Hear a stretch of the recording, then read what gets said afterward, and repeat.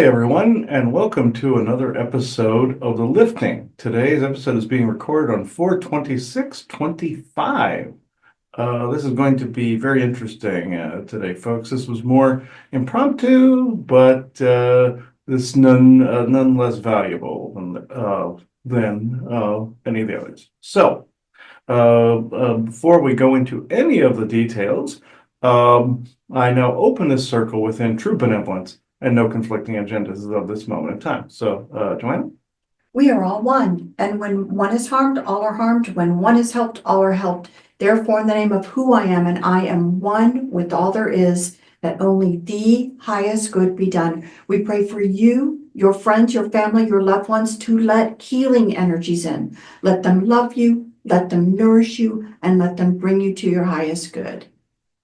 We ask for benevolence now with no conflicting agenda to please come in and be with us and support us during this conversation. As well, that we ask for malevolent or mischievous beings to be swept away now so that we can have this conversation in peace and that you may listen to it in peace.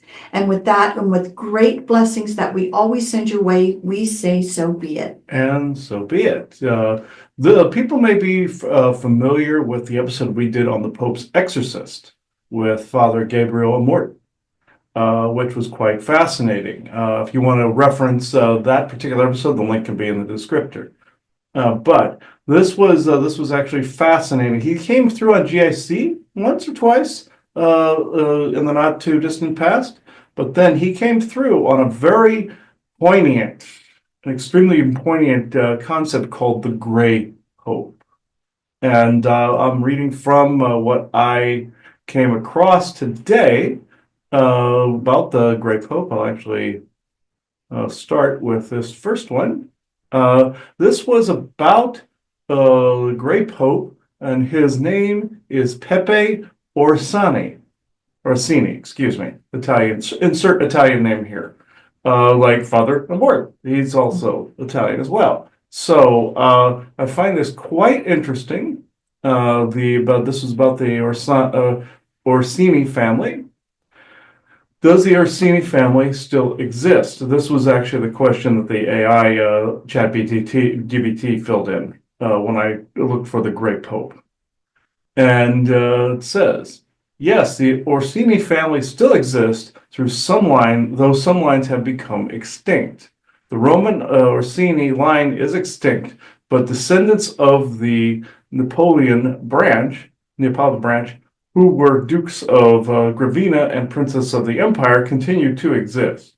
Time magazine reports that Filippo Napoleon Orsini, the current Prince Orsini, is married and has been associated with the Vatican for over a millennia. Time magazine Britannica notes that the Orsini family has had 5 popes, 18 saints, and 40 cardinals. And I do want to fill in over here. I found this page, otherwise it's britannica.com/topic/Orsini-family. Links in the descriptor. Orsini family, one of the oldest, most illustrious, and for centuries most powerful of the Roman princely families. Their origins, when stripped of legend, can be traced back to a certain Ursus de Paro, recorded at Rome in 998. They first became important in the late 12th century with the election of Giacinto Orsini as Pope Celestine III, 1191 through 98, whose generosity to his nephews founded the territorial fortunes of the family. During the next 100 years, allegiance to the papacy developed into a firm of profitable tradition in the House of Orsini. They assumed leadership of pro-papal Guelph, I don't know how to pronounce that, interest against the pro-imperial Gehoben Colonna family.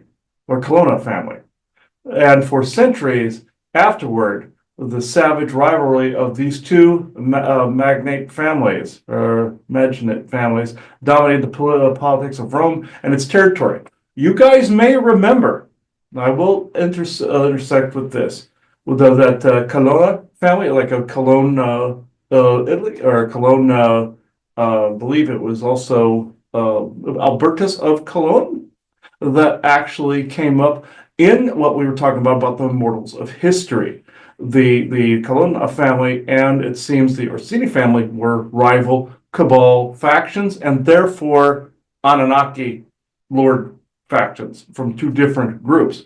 Because if people remember back when we did Patreon, we did Orion Magus or Simon Magus, Orion Magician, and we did also a number of different recordings on the immortals of history from Thomas, the one that was Saint Thomas and Shakespeare, to that of Magnus, which was Simon Magus. He was also Pope Albertus of Cologne as well in the Cologne family. So you can see where all these parallels take place. It was even the legend we added about Peter and Paul going after Simon Magus. It was Saint Simon. And when they later on were in the times of Nero, they were actually hunting him down, and Nero ordered them not to kill Simon Magus or defame his body for 3 days, like the whole Jesus ascension thing. They did anyway. They cut him to pieces, and they buried him or burned him in separate ovens. And Nero imprisoned them after this, basically saying you defied orders. Then we all know what happened to Nero. He went insane. This was an advisor to him, basically a vampiric advisor. And you've heard us talk about Germain. You've heard us talk about Simon Magus. You've heard us talk about Albertus Cologne or Magnus. So you've heard us talk about these in the past. This family, I did not see the Cologne last name. This tells me that these are actually two rival Kabbalist families. And you have Father Mort's faction, which we know is like in the movie an underground like witchery type of faction, trench worker, exorcist types, also like you see in the movie Van Helsing. So even though it's the Society of Saint Paul, which is what Father Mort was a part of, and the Order of Saint Peter, it was called in Van Helsing. This is still the same group, and the Mosen are heavily involved in this, and they are quickly trying to get rid of this other rival faction or these rival factions and make it one thing. Bjorn and I were able to figure out that the Vatican is trying to, with their library, trying to become a galactically recognized library branch for the GF. We came to find out they have their own satellites, they have their own weaponry, they have their own all of this. So if anybody's heard of this outside of us, please let us know. A validation would be appreciated. And just to go further, that today is the day that the current Pope's funeral has occurred. And then conclave will happen. He's known as the White Pope, the Pope that is seen by everybody. Mm-hmm. Then you have the Jesuit order. People refer to that head as the Black Pope. Now, a lot of people refer to this gentleman as being the Gray Pope, but the Gray Pope isn't really, that kind of conversation is not acknowledged at all, I don't believe, in the Catholic Church. No. There is there obviously the White Pope is of course the Pope in general. Mm-hmm. And I do believe they do acknowledge there is a head of the Jesuit side of the organization as a Black Pope, let's say, but the Gray Pope is not something that is recognized at all, because who would want to admit that you have someone who has lived a very long time Mm-hmm. still a part of it. So yes, I heard Isaac say damn vampires and their shenanigans, but also reptilian involved too. We know this part, but yeah, this is another thing I'll read. The Gray Pope is a term often used in conspiracy theories to refer to a shadowy figure who is thought to wield immense power and influence over the Vatican and global affairs, but without being the Pope himself. A common example of this is the alleged Gray Pope, Pepe Orsini, a member of the powerful Orsini family. Then I'll read a little bit again here. I'll repeat. The Orsini family has a long history of power and influence within the Vatican, dating back to the 12th century when Jacinto Orsini was elected Pope Celestine III. Some conspiracy theorists suggest that the Orsini family and individuals like Pepe Orsini are the true puppet masters behind the scenes, manipulating the Vatican and global events. I just got a thumbs up from Father Mort on that particular thing, that particular fact. So this, while the term Grey Pope and the idea of a shadowy figure manipulating the Vatican are widely circulated in conspiracy theories, there is no concrete evidence to support these claims. You see how the CIA got involved, folks? So, Well, that, yeah. and we must say that when you ask the AI generated question, he did not come up. He did not come up. It kept diverting I mean, kept they diverting. acknowledged the family, but as far as this particular gentleman, he did not come up in the AI search. So again, I think it's one of those things where we tell people who are now becoming heavily reliant on AI, Mhm. you have to remember that these are programs and people can put Manipulate in it. or leave out programs.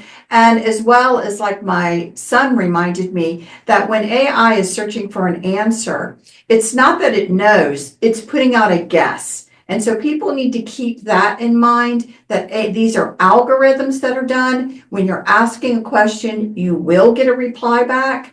But again, some of it is guessing. It's not necessarily guessing. the truth. Yes, it's guessing, and it's been trained by somebody, like the woke algorithms that popped up with ChatGPT and all those very recently. It's programmed by somebody. People have to remember this. Right. And I like, again, programs can have agendas behind them. oh, most definitely. I like this last statement. I think this says it all, this last statement here on the AI overview of this. The Vatican and its leadership are complex institutions with their own structures and decision-making processes. And the idea of a single individual pulling all the strings is a simplification of reality. I find that laughable, actually, because of course, a single individual like a king could do things. This was proven in antiquity. There were kings and queens everywhere, but also groups as well, dark and light groups that fight each other and battle each other over the course of history. I find it laughable that the AI actually says, "Oh no, this isn't a possibility." Yes, it is actually. So I find that quite funny. So at a factual note, the AI does not recognize No. this as an existence. No. But as a conspiracy theory note, Yes. it will bring up the conspiracy theory information, just to make that clear. Yes, and I also love it because the CIA was known to have made that term to begin with to discredit things. It still is continuing to be either self-farmed by the general public on social media like Facebook and X, and also continues to be used by the three-letter agencies in order to insert, especially in these AI algorithms. You got to think of this, folks, when it comes to these things. So I also neglected to remember that Father Mort wanted me to read an actual blessing before he came through here. And this was supposed to be at the beginning after we did the Law of One. Blessings to the many, may the beginning of knowledge shine a light on ancient truths and wisdom. Father Gabriel Amor. And so it's interesting when he comes through because think Witcher, think groups like that, Exorcist, the Pope's Exorcist. Again, go back to the previous episode that we did on him. And I know there was going to be, it says version 1, and I was going to add in all the Immortals of History stuff. I will make a valiant attempt for this one to do that. I saw there were several of them. I would have to edit them into this, and you would see them here. So I will look for those this time. So I will also read one more thing that was actually meant for a Q&A episode. And I was going to add this into a Q&A episode, but it became its own lifting episode. Actually, Joanna, like the Q&As, did you want to read the...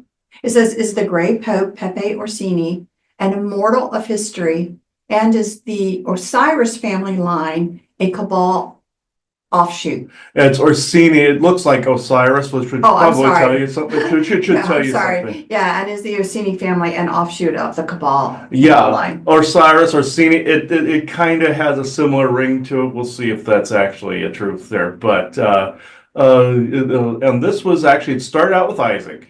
So yes to both.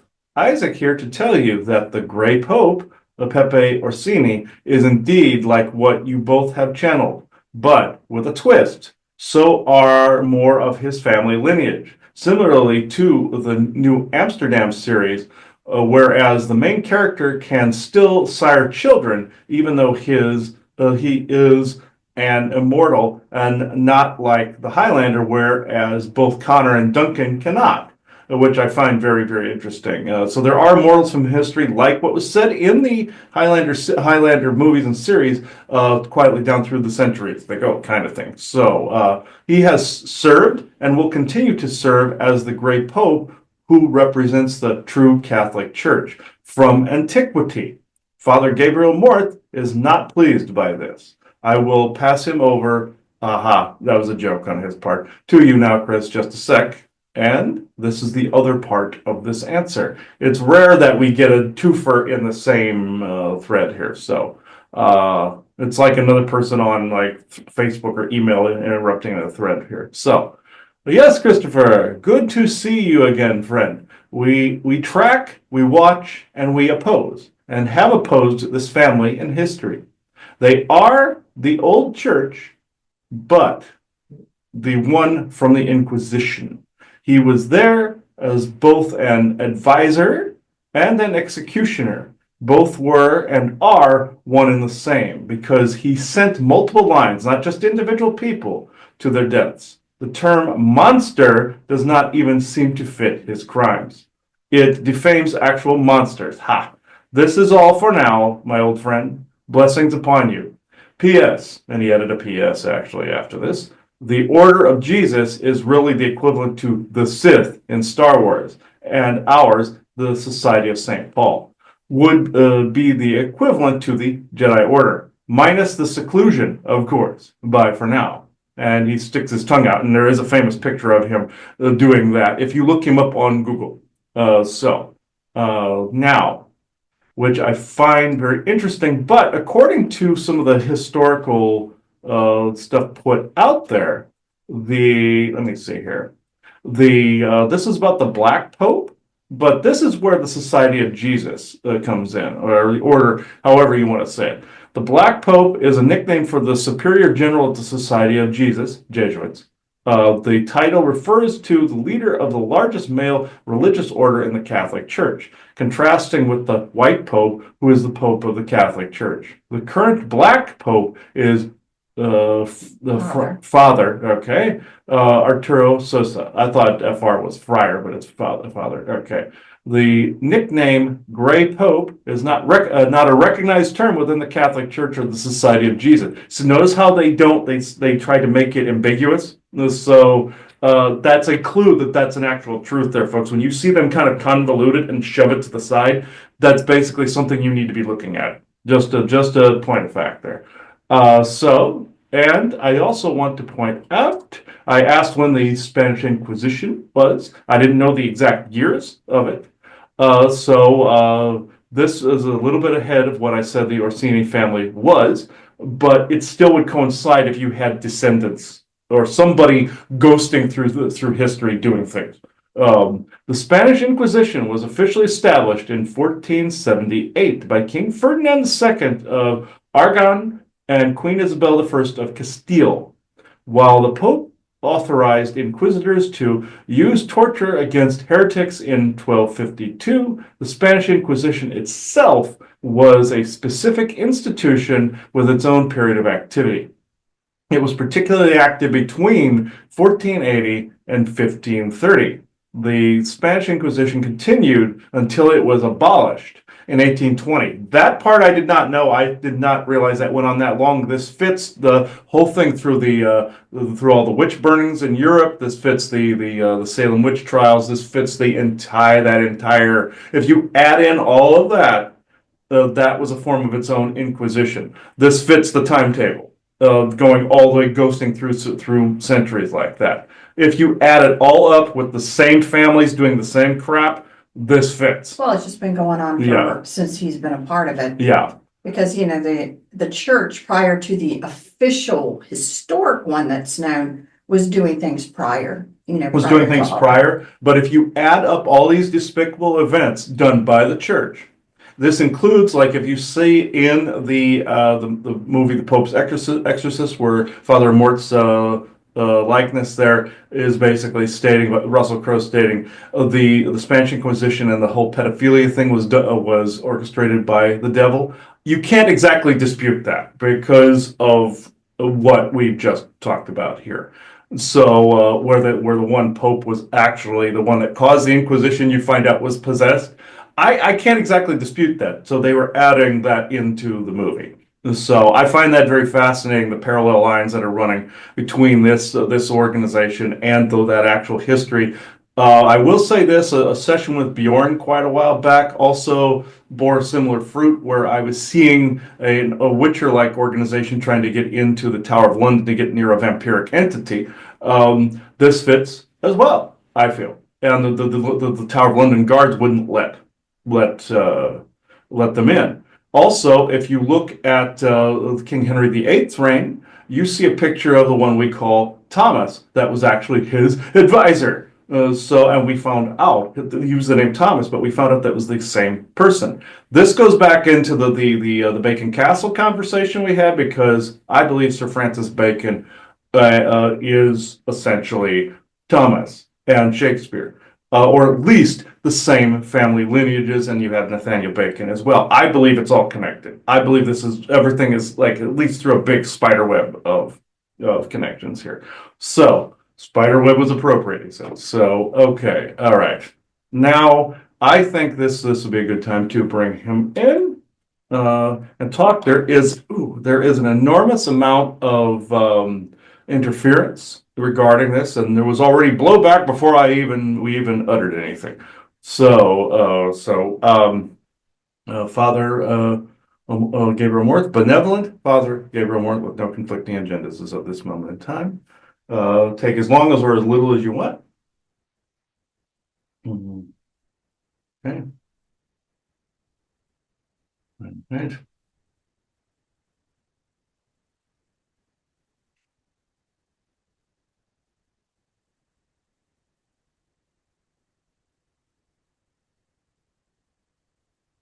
Now there's something heavy in the way here.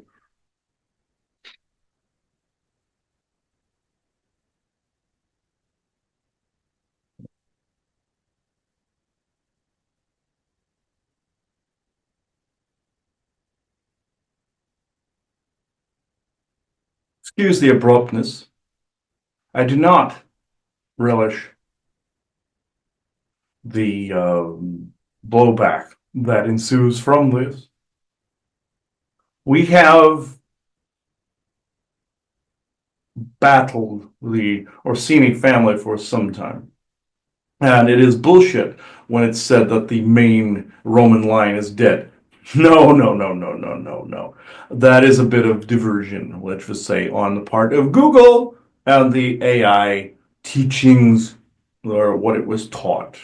We do, within the Vatican Library, have an AI very similar to your chat GPT, but it is more on the lines of more of a Star Trek-ish type of coalition of records. Say if somebody asked the Enterprise computer to collate or juxtapose different information next to one another and cross and compare, like you saw a lot of the characters do on the show. That's what I'm talking about right there. A collation of data and information.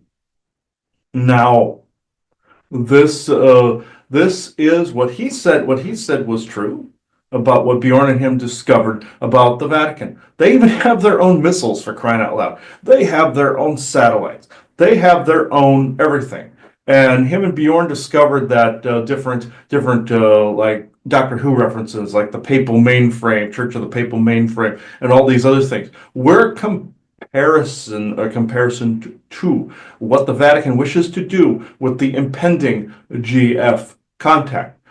This goes back to what was said about Disney and the Third Reich, whereas they thought it was a foregone conclusion that the Third Reich was going to be empowered, therefore building Disney World within like their own little principality. Look at the comparisons for a moment to the Vatican. What is it? Its own principality. What does it resemble? A mainframe. What the orb as well as the obelisk? What is that? binary network. What is it pointing towards? The sky. No, Isaac, it is not a giant penis in scrotum. No. No. Well, kind of. But in this, joking aside, it has an antenna that reaches towards the stars as an uplink to the galactic intranet, you would call it, or he calls it. This is what the Vatican Library is becoming. And this is why, over the centuries, all this information was gathered. Even the people in the past didn't know why they were doing things sometimes. They just did them. They went off half-cocked, you would say. It's just like what created Christianity was your Pharaoh Akhenaten. He was taken down. The information went into the library at Alexandria, whereas Caesar took it to Rome. And we all know what that became, or the seeds of the library. It was over gradually a period of time by those that wished to bring the earth both into the galactic community and rule the earth within that galactic community. This is not something I wish, even though the earth has nearly met its requirements to get inducted into the GF. You are on a collision course with the GF, unfortunately so. But this can go one of two ways, good or bad, as like with anything.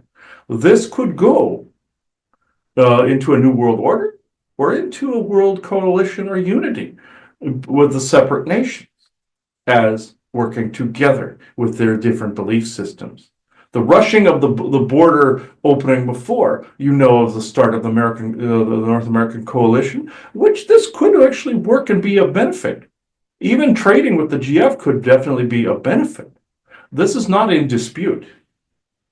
Even your DEI and all that was part of some radical GF nonsense. But the Orsini family, Pepe in particular, he is one of these immortals of history. Am I? I suppose if you could call spirit to that. Do I channel into some people? Is this why he was detecting a beating heart in my chest? Yes, I channel into multiple people in the organization.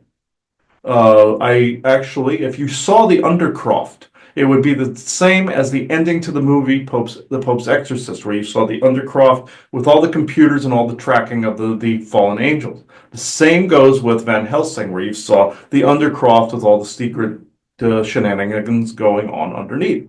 I say shenanigans in a good sense because some secrets actually are a benefit to mankind. And since we are not playing word games with mankind and humankind and all the person kind and all this nonsensical crap, which is slightly demon born, I must say, I will say this: what you discovered was synchronistic or a connection because your souls were in these spots to witness these things, as was mine. I was there, as was Pepe. These families do then to answer to Anunnaki lords, as you say, that began these factions and began their lines on a map. You know this conversation. The part that you are unaware of, possibly, even though you know the tracking of a soul, these individuals can then track those with this. Kind of like the immortals in Highlander, where they are aware of each other, where they have that it's in them and around them kind of at the same time, as your character of Duncan MacLeod stated in your Highlander the series, when he first becomes an immortal. It is very much like that, where they can detect each other in the same way you see in Highlander, minus the head chop. I suppose the head chopping stays in there. That's more of a reptilian thing. The gathering place, there can be only one. That was a dumping on the All-Father God, but also with the whole gathering place being New York, being the experimental petri dish of North America. I will not completely get into that, but you saw all the weird smoke and fires and chemicals and all of that crap that happened with the Canadian fires that time. That's why the skies and smoke around there were orange and green. That does not happen naturally, folks, I must say. That is a gathering place of experiments, and it was the gathering place of one of the Cabal factions, which would be Rockefeller. This other, however, is equally as old. You have the Orsini, you have the Colonia, and you have the Merovingian. These were the major ones and are the major ones in Europe to this day. The Colonia is that of Albertus Magnus or Albertus of Cologne. This he is still very much amongst you. You nicknamed him Magnus. Also, the Orsini family, they are no relation to Osiris, I must say, even though it is a similar name. It's not a coincidence per se. If they have any bloodline similarities that through cousinship only, kind of like what you were comparing Sir Francis Bacon to Nathaniel Bacon. It's kind of just a loose association, a little bit of blood, but kind of like the Gardners and the Sverdlows. They are essentially, well, those are the same family. Bad comparison, but in this, the Colonials, we have battled them for quite some time, and the Orsini. Did I incarnate as one of the rival factions to that of any of the Anunnaki that were good and battling the other factions? Yes, you could say that. That's what founded our order as well. We're of the good Mozen factions, but even they were beholden to that of, you would say, an Anunnaki lord. But this particular being wishes to remain anonymous as of this moment in time. But in this, they had the best interest of people at heart, I must say. So I can go into questions now. So let me clarify something specifically with you first Mhm. about you. So, you said basically that you're channeling through several people that are in the Vatican area. But I have to clarify that to say you're talking as a part of your oversoul. You're not the oversoul speaking. You're actually another kind of avatar of the oversoul, but still on the other side, right? Yes, you could say this, or a facet that some would say was that I was Gabriel Mort, but I am Gabriel Mort because I took this name back to the oversoul and kept the persona, like your phrase edited. Okay. So I appreciate that. The other clarification, because one of the things that was a misnomer apparently is that an oversoul can have multiple avatars in at the same time, on the same frequency, on the same timeline. That's a correct statement? Yes, this actually is a very factual statement. You can have, it's mostly different timelines, but yes, if one wishes to accomplish something within a particular timeline cluster, yes, it is indeed possible to do it, and it does happen. So this is reminding me a little bit of an oversoul's interest, let's just say, to stay in the game, because it seems that whatever I always joke and say the cabal don't look at things within a human lifetime, the regular person's lifetime. They look at things over century, moving pieces over centuries.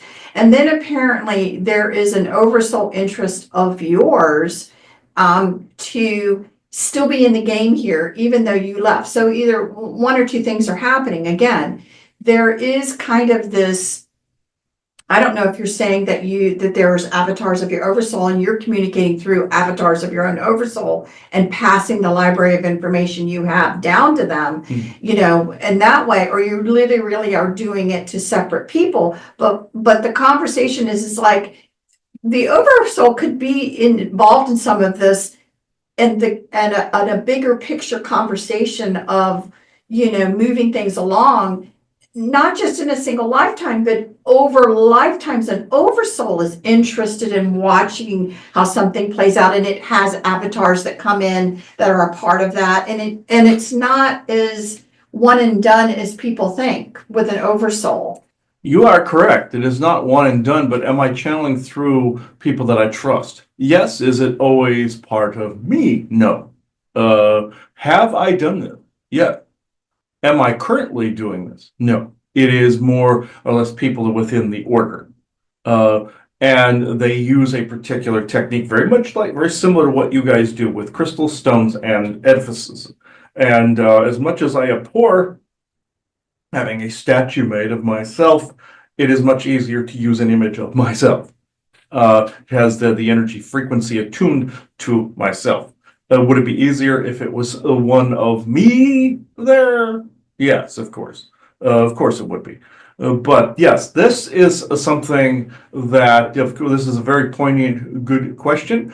But what he was detecting was those in the order that I channel through. There's a small grouping of them, just like you say, tighter circle, deeper roots. We do the same. We are very picky, or you say anal retentive, about who we induct in the order. Also, members of the Mozen have always been present within our walls as well, doing their little Jedi thing, so to speak, and also soldiering as well, and witchery. Mhm. No, so though they have three distinct groups that have all kind of amalgamated into the Society of St. Paul, which we are attempting to change the name at some point to make it more palpable or palatable, but because the acronym the acronym spells SSP and people think it's a secret space program.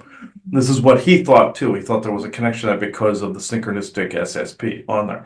Which I don't really, I'm not saying that isn't a thing, because some people have been taken within that library into some of the SSP areas that are then inducted into crew members for the library for a time. So there is a truth there.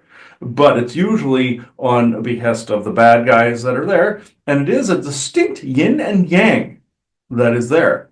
When he compared to all the despicable events, even the witch burnings in Salem, he was correct. The inquisitors did exist even in that time. They were being possessed. Not only they should have called it the Order of Enlil, but they should have also pretty much been carrying a torch and pitchfork at the time, because that's essentially what you're up against. And I'm not going to give credit to one devil or one lord or anything, but as I've said, different ones of these lords did back up different families and do rival one another. Even your house of Odin had children within it that do this. Just like you have your Onmyaji in Japan that were children of Abi no Seimei. It's the same identical thing, just seen by a different culture. So I like this conversation because again, people oftentimes, again, no matter what, being human, you fear death. But it seems to me the way that the order and the small group of people that, again, you're working with, there really isn't that, in their minds, that fear. It's almost like, we'll talk to you from the other side. We'll talk to you via the phone now with your physical body's not here, but we're going to be talking to you. Mm-hmm. And again, I'm assuming you're advising and consulting because you have a broader perspective now than you even did there. So it's all very, very interesting, and I like that idea. We have to talk a minute again, even though I think we've talked about it before, but really quick for the people that are just hearing this now, to talk about the concept of the immortals. My thought process, and I want you to, tell me if I'm right, wrong, or expand upon it, is that when humanity, again, the genetic tinkering that was done to humanity, and what most people see of humanity now, it's been tinkered to the point of a shorter than normal lifespan. And what the human DNA skin suit can do, it's been shortened. And a lot of people are up to date with reading that. They feel it's related to the telomeres. It looks like they've been tinkered with, all of this kind of conversation. But it sounds like there were also, I'm going to call them servant races to the Anunnaki, that somehow, even though they're in a human skin suit as something like that, they were allowed, which would make sense because you don't want something dying off. It would seem like every 2 weeks to an Anunnaki, that you would want a longer life of a servant to be there. And was that the thought process of what went on? Yes, when races like the Ajiji and Dark Elves and stuff were created, this was put into mind. This is why some of them lived so long, but also remember, there was a race of human types that came before that had more of a crystalline DNA. This in them was activated a longer lifespan, but in the times that Enlil stunted the growth of people. when those servants that used some of that particular DNA, also from the Great Seeding, it is known as, where people colonized the earth. Some of that DNA was then stunted by him, then replaced by that of Enki. And this is again where you get your intersex and your non-binary. This was also set on your GIC as well with that question. But the immortals in history, do they age? Yes. There's also the vampiric contagion to contend with that would slow aging. What is it doing to basically accomplish its goal of perpetuating itself as a virus does? It would bring the aging to an acceptable slowness, like what would be out there in the galaxy in some areas, depending on the race you're running into. Like Asgardians, they live millions of years. You have Lanulosians that live hundreds. You have Force people that live hundreds, if not thousands. So these are natural lifespans. You even saw the King's List, you see, where previous to Enlil's tampering, were in the tens of thousands, even hundreds of thousands, because you had some Asgardians in there as well. And 20,000, 30,000, things of that nature. These were the kids or children thereof. You had the stunting that came out, and they were only like 30, 40, 50, 60, 70, 100 years. So this is where this tampering comes in. So these immortals of history, what they are essentially galactic or vampiric, or a little of both. And the vampires essentially are bound to Midgard. Some of them can reconstitute, and through a reconstitution curse, he says, like the dragon and one of the dragons in Skyrim that reconstitutes in the Dawnguard DLC, where he's in the Soul Cairn and regurgitates. If you kill him, he regurgitates. That's a true thing. That's a reconstitution curse. Vampires are like that, and Lil is like that. Some don't have this, and you can get rid of them like immediately. Some of the ones that are further down, but there's also mortals that are just carry the original galactic template or lineage. So this is why some of these people live longer, because that was a natural thing. Very much in your Trek episode, where some people after a nuclear fallout started to live thousands, if not tens of thousands of years. And Kirk determines that it was because of an adaptation, because of the nuclear fallout, that people just had to live longer. Similarly, but do the reverse of this, where there was no tampering. Those are just the people that have come in to create their own houses. These were selected by their forebears, and even sometimes descendants of those forebears, to then create these houses, you see. And some states that Anunnaki lines, yes. And then also Orion as well, yes. But I'm not stripping the blame of some of this from the House of Odin. Though they do not do this currently, except maybe a few of them. They're the creepy witch and the brother husband, Ninlil and Enlil. Aside from all of them, you have these servants like Pepe that just live longer, or they were genetically modified to live longer. It's like in your Stargate, you have those that have the ancient gene that can activate equipment, but then you have the gene type of gene therapy. You can actually activate. I shouldn't say activate. You could reanimate genes or residuals from the time of the before the galactic seeding. You do this, you will have your immortal. It's not like Highlander, where of course there's going to be a burst of energy. That is a Draco thing, where the nanocore is cracked in half and all the souls are released from the soul trap inside, where they literally eat or swallow them.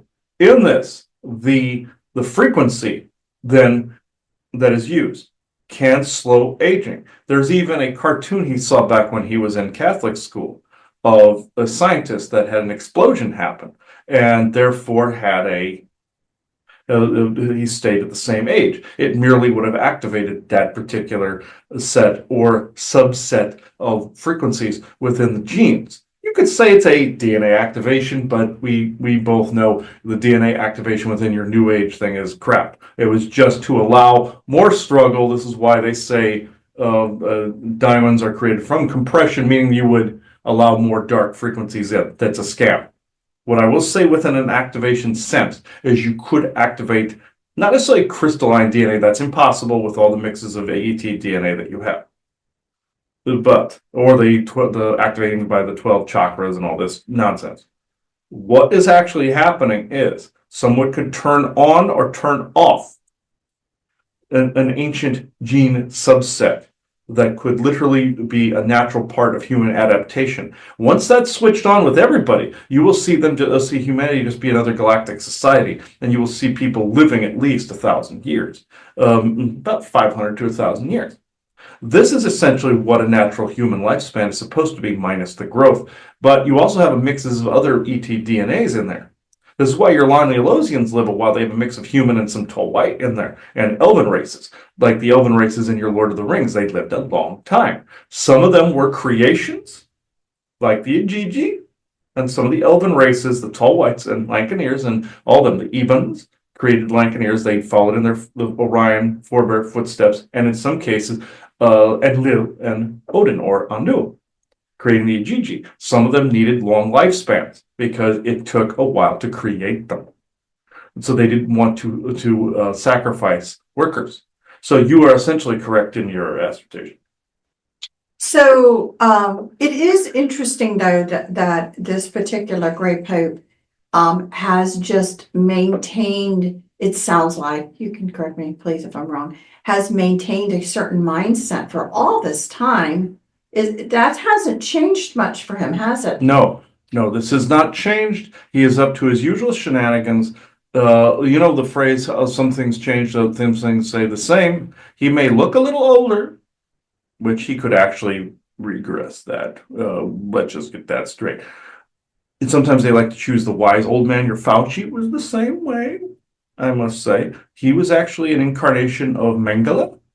Or, yes, I shouldn't say was.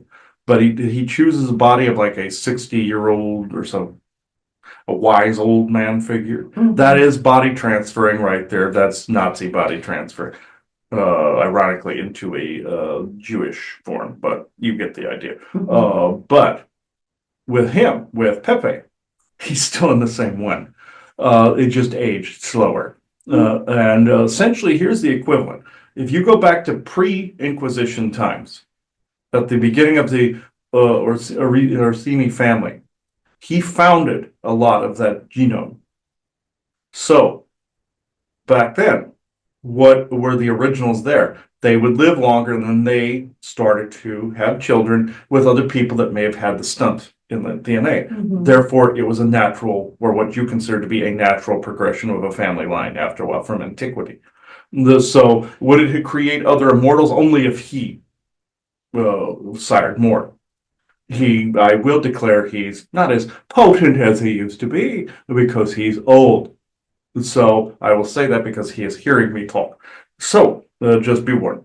We will get rid of him, but he's listening because his name has been said numerous times. But just know, he's in the original body. He has just aged. From back then, he looked to be the equivalent of 25, 30. Over time, that aging still progressed, and now he looks like a man in his 80s. So can he go back and do some magic to regress this to that stage, or just transfer into a different body? Yes, of course. But a lot of them choose not to do that. They will just use the regurgitative curse to either they die and they regurgitate like a vampire, or in the case where they don't do that, they just tell their cells to regress. They showed that in your Doctor Who series where a man stepped into a chamber and the doctor said he just told certain aging to reset back to 25, or your Earth Final Conflict where a woman was taken from her 80s to 25. Well, he could do that, but this would be extremely unwise on his part because you have the age of information right now. You could get away with that in the Middle Ages. You can't get away with that trap now, where you could just regress and then say, oh, I'm the son of. like you and he's using an example in your Cyberpunk 2077, whereas the head of the Arasaka Japanese family then transfers his memory engram into his own son's body. That has happened. That is true in your Cabal lines. That has happened.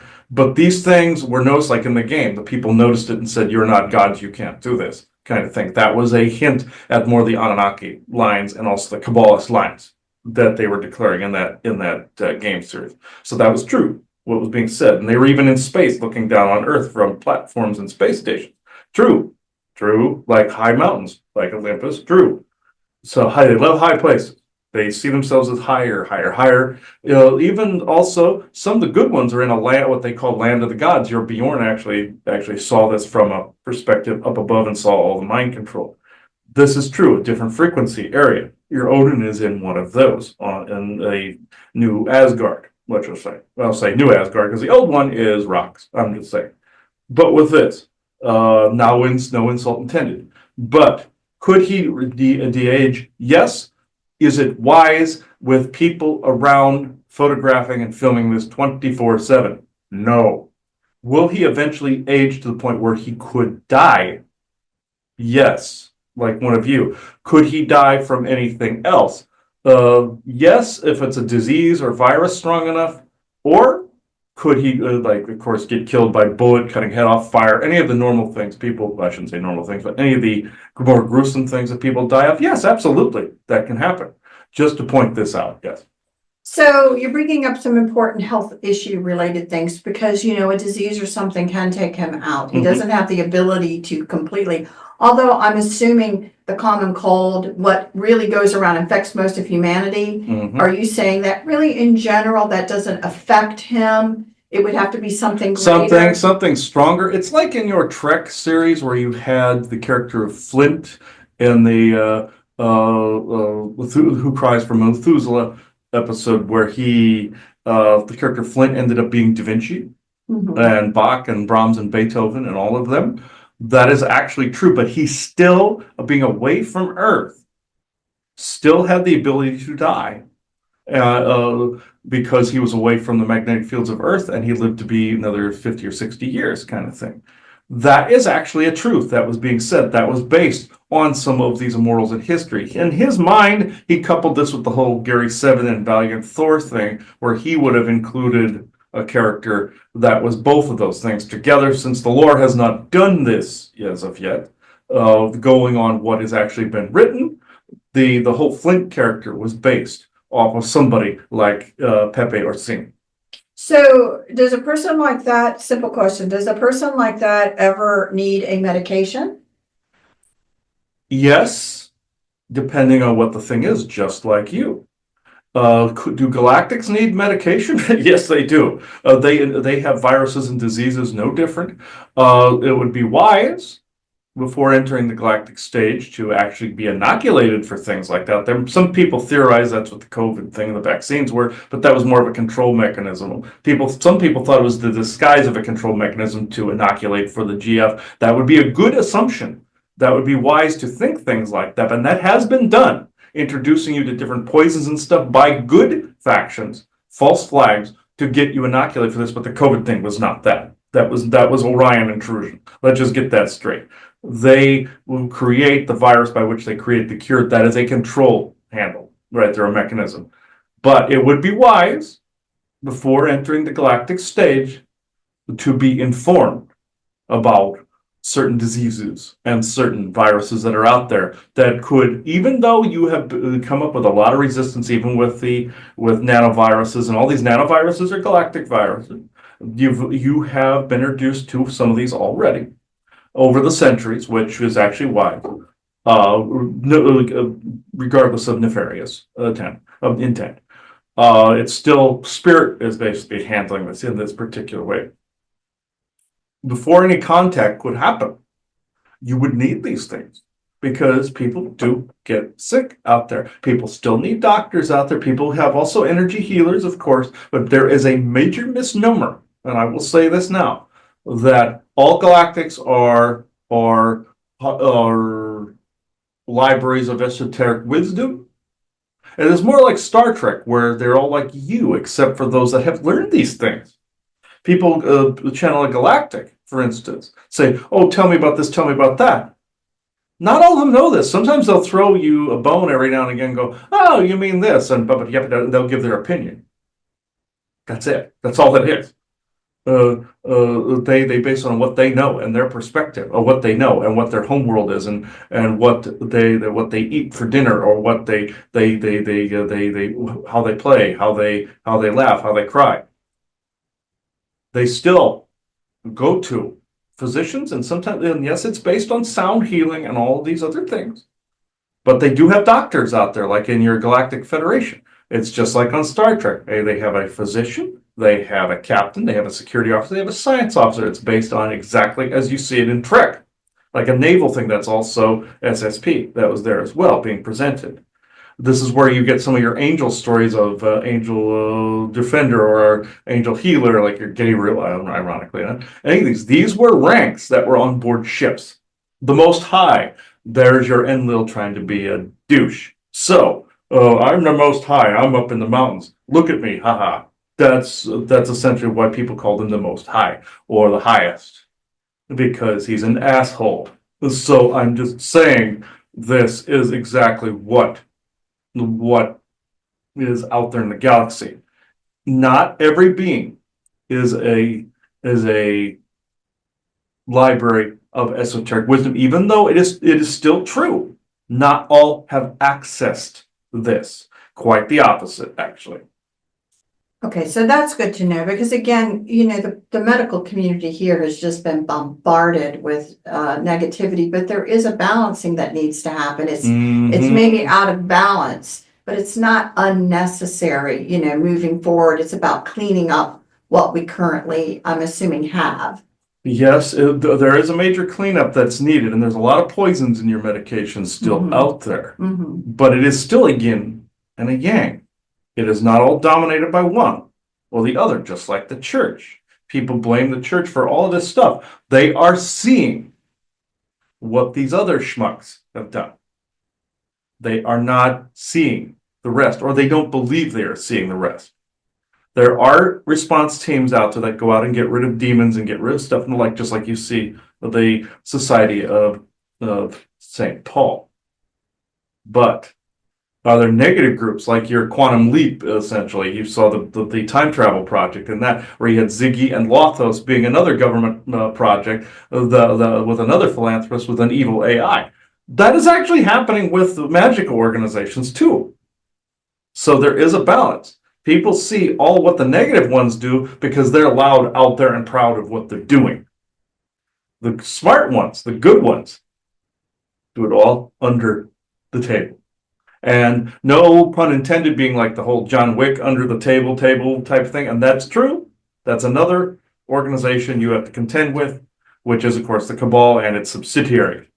That happens to be true. They showed as Masons and all those, and your night organizations, and some of your cop organizations are like this too, both good and bad.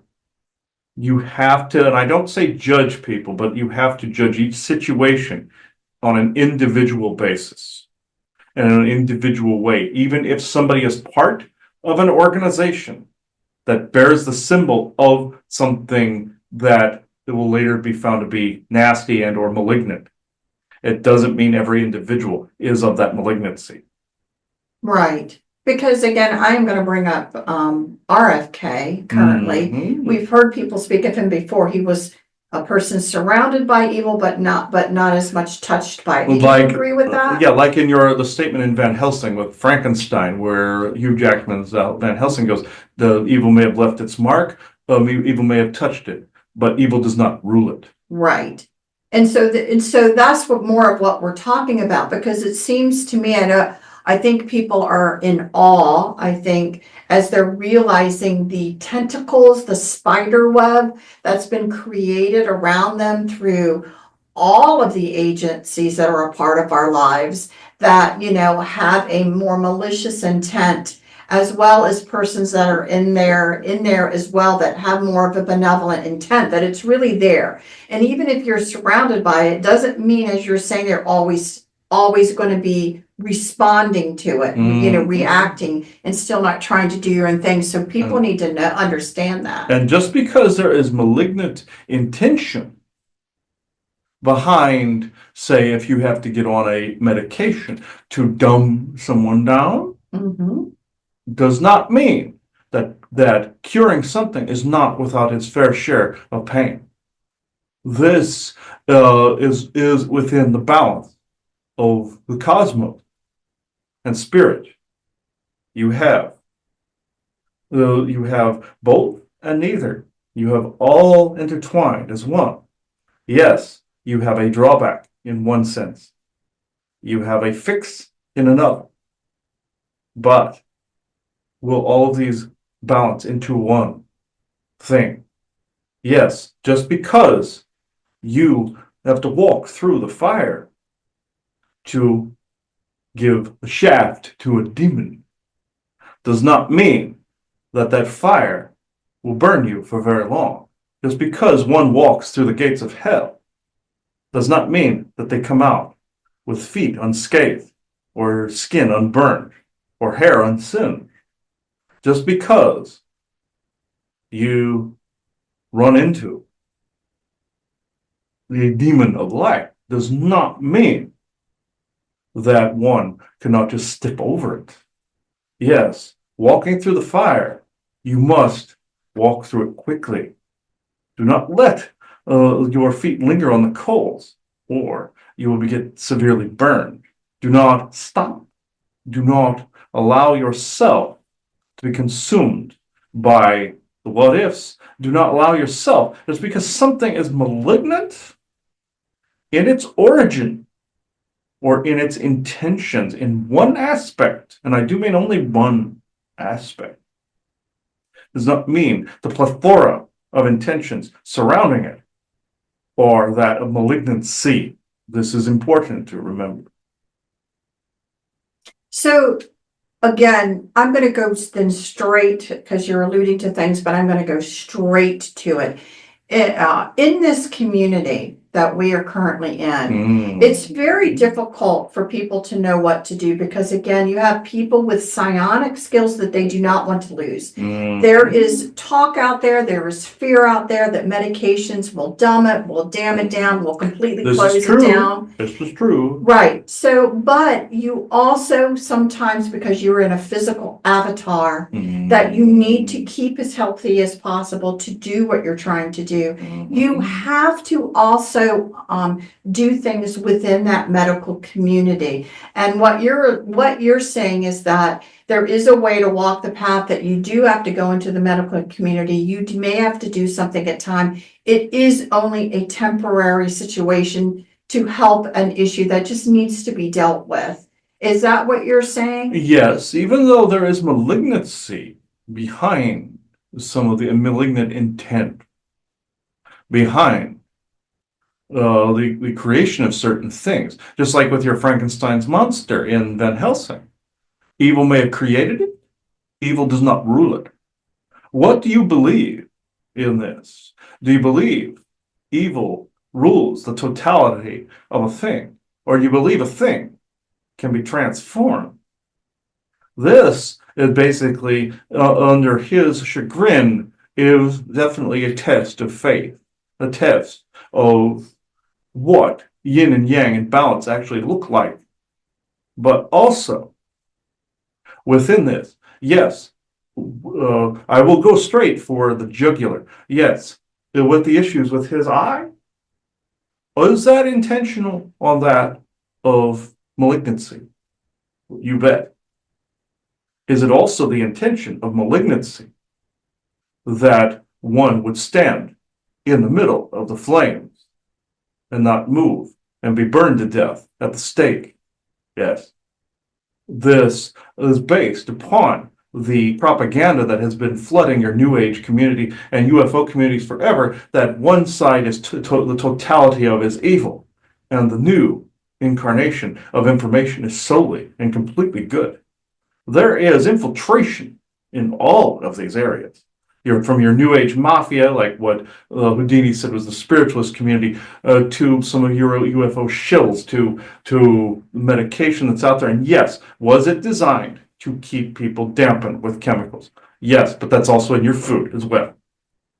So, as I've said, like with the RFK issue, just because there's malignancy in a cabal faction does not mean evil rules every member.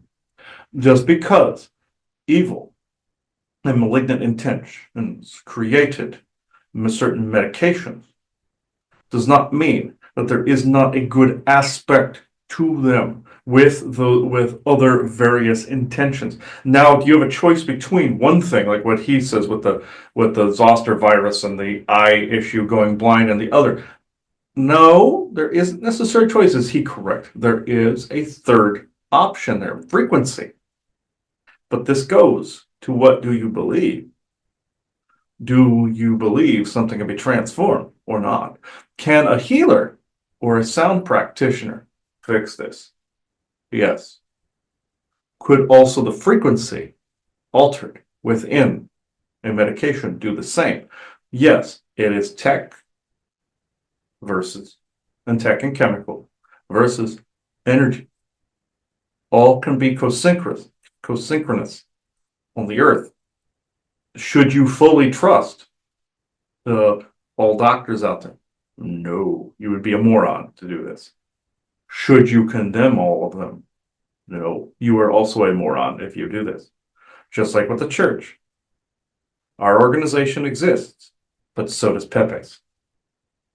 Right, and so again, and you say that as well with medications. It's the same. Those organizations exist within your medical and scientific fields as well. Exactly, yes. Because if you really, I'm just going to go through the few of the common stuff. You could have a hypertension issue that really could harm you in the end. And, taking some medication to bring that back down to better levels may be helpful, but not destroy your psionics. The same thing for, I would assume, for a blood sugar medication. Some of them are common hard ones, because I'm assuming there has to be right now currently within the medical field, within the pharmaceuticals, things that really do help humanity and help their current life, because there is poison all in the food. There is poison in the air. There are things that are going on to try and decrease a lifespan of somebody and harm their body. But it's not all bad. I get what everybody's saying. And I also agree in the fact, like what we say, bless our foods.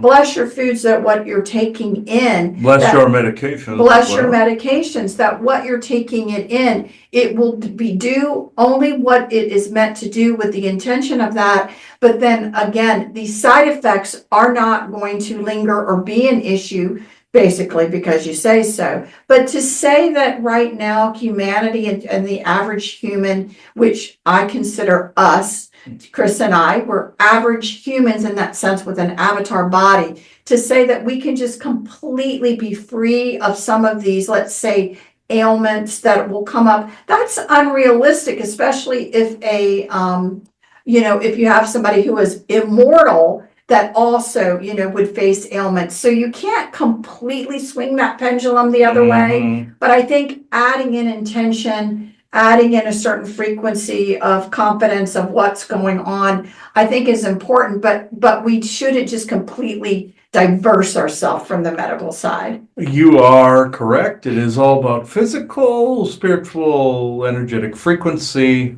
Frequency is everything. But of course, there are incredibly low or slow-moving ones within your pharmaceutical industry, a lot of them. And the same thing with the food, yet you still eat it. Right. So, of course you have to, but I'm just saying, the instance with a choice given, yes, is he irked by the choice of, lose this or gain that? The yin and yang of life exists, the balance in all things. But can you manifest all of that and actually attain all of that with frequency? Absolutely, but it is also a misnomer that all of it is in one camp. It is just like your Prince Siddhartha Buddha in your Little Buddha movie, where a group of people invited him in to be a spiritual teacher, yet he had to give up all earthly pleasures, all earthly foods, and he was emaciated at that point, taking in very little water just to stay alive. And he's sitting on the shore, and he hears a poignant phrase of someone stringing a musical instrument, going, string it too tightly, it will break, string it too loosely, and it will not play. And he heard this and became that of what people know him as, whereas he lived in balance. Balance, sometimes attained, is distasteful at times, leaves a bad taste in your mouth, will leave a bad imprint on your psyche, a bad imprint on your footprint, or even your fingerprint. Cures for things are not often pleasure. They hurt. They hurt a lot. And I'm not saying bring in a lot of more suffering or bring it or be resigned that this is what it is. No. Being able to nip it in the butt with manifestation, absolutely. Walk the path as if it's a foregone conclusion. Beautiful. But these foregone conclusions often have in your path things that maintain that manifestation. You are a mix of physical and spiritual, walking that path, like with those monks. They were emaciated, but when Buddha started eating again, what happened? Balance. This is what's necessary to further a manifestation. You walk it as if it's a foregone conclusion, but you don't know what those manifestations look like. You assume through expectation what they look like. Often when you have expectations on things, they disappoint you, and people, they disappoint you. I'm not saying using you can't use an expectation as a manifestation, of course. But what does that look like as you are walking that path? You are walking through that fire. Sometimes it's a walk through fire, sometimes it's a walk through ice, sometimes it's a field of flowers, sometimes it's a bed of roses, which often not, and sometimes it's a road of glass shards. What highest good means. It could be a bed of roses, it could be a bed of glass shards. What does that manifestation look like to get? Not to say the end result. End result is when you're done here. What does that journey look like? You get what you ask for, but is it the expectation in which you have expected it to look like? No, often not. And so I think that's very important, because I think, there is a little bit of unrealistic expectation that goes on in the community right now. But we are, always furthering the journey. And again, even with psychic attacks or different things, there's technology involved. There's I call it the unfair advantage. We're not on an even playing field with frequency may have damaged him, and frequency fixes this. But what does that frequency initially look like? Yes, you can build your frequency to repair this and have others energetically repair it, absolutely, and start that process. But what does that path look like? Right.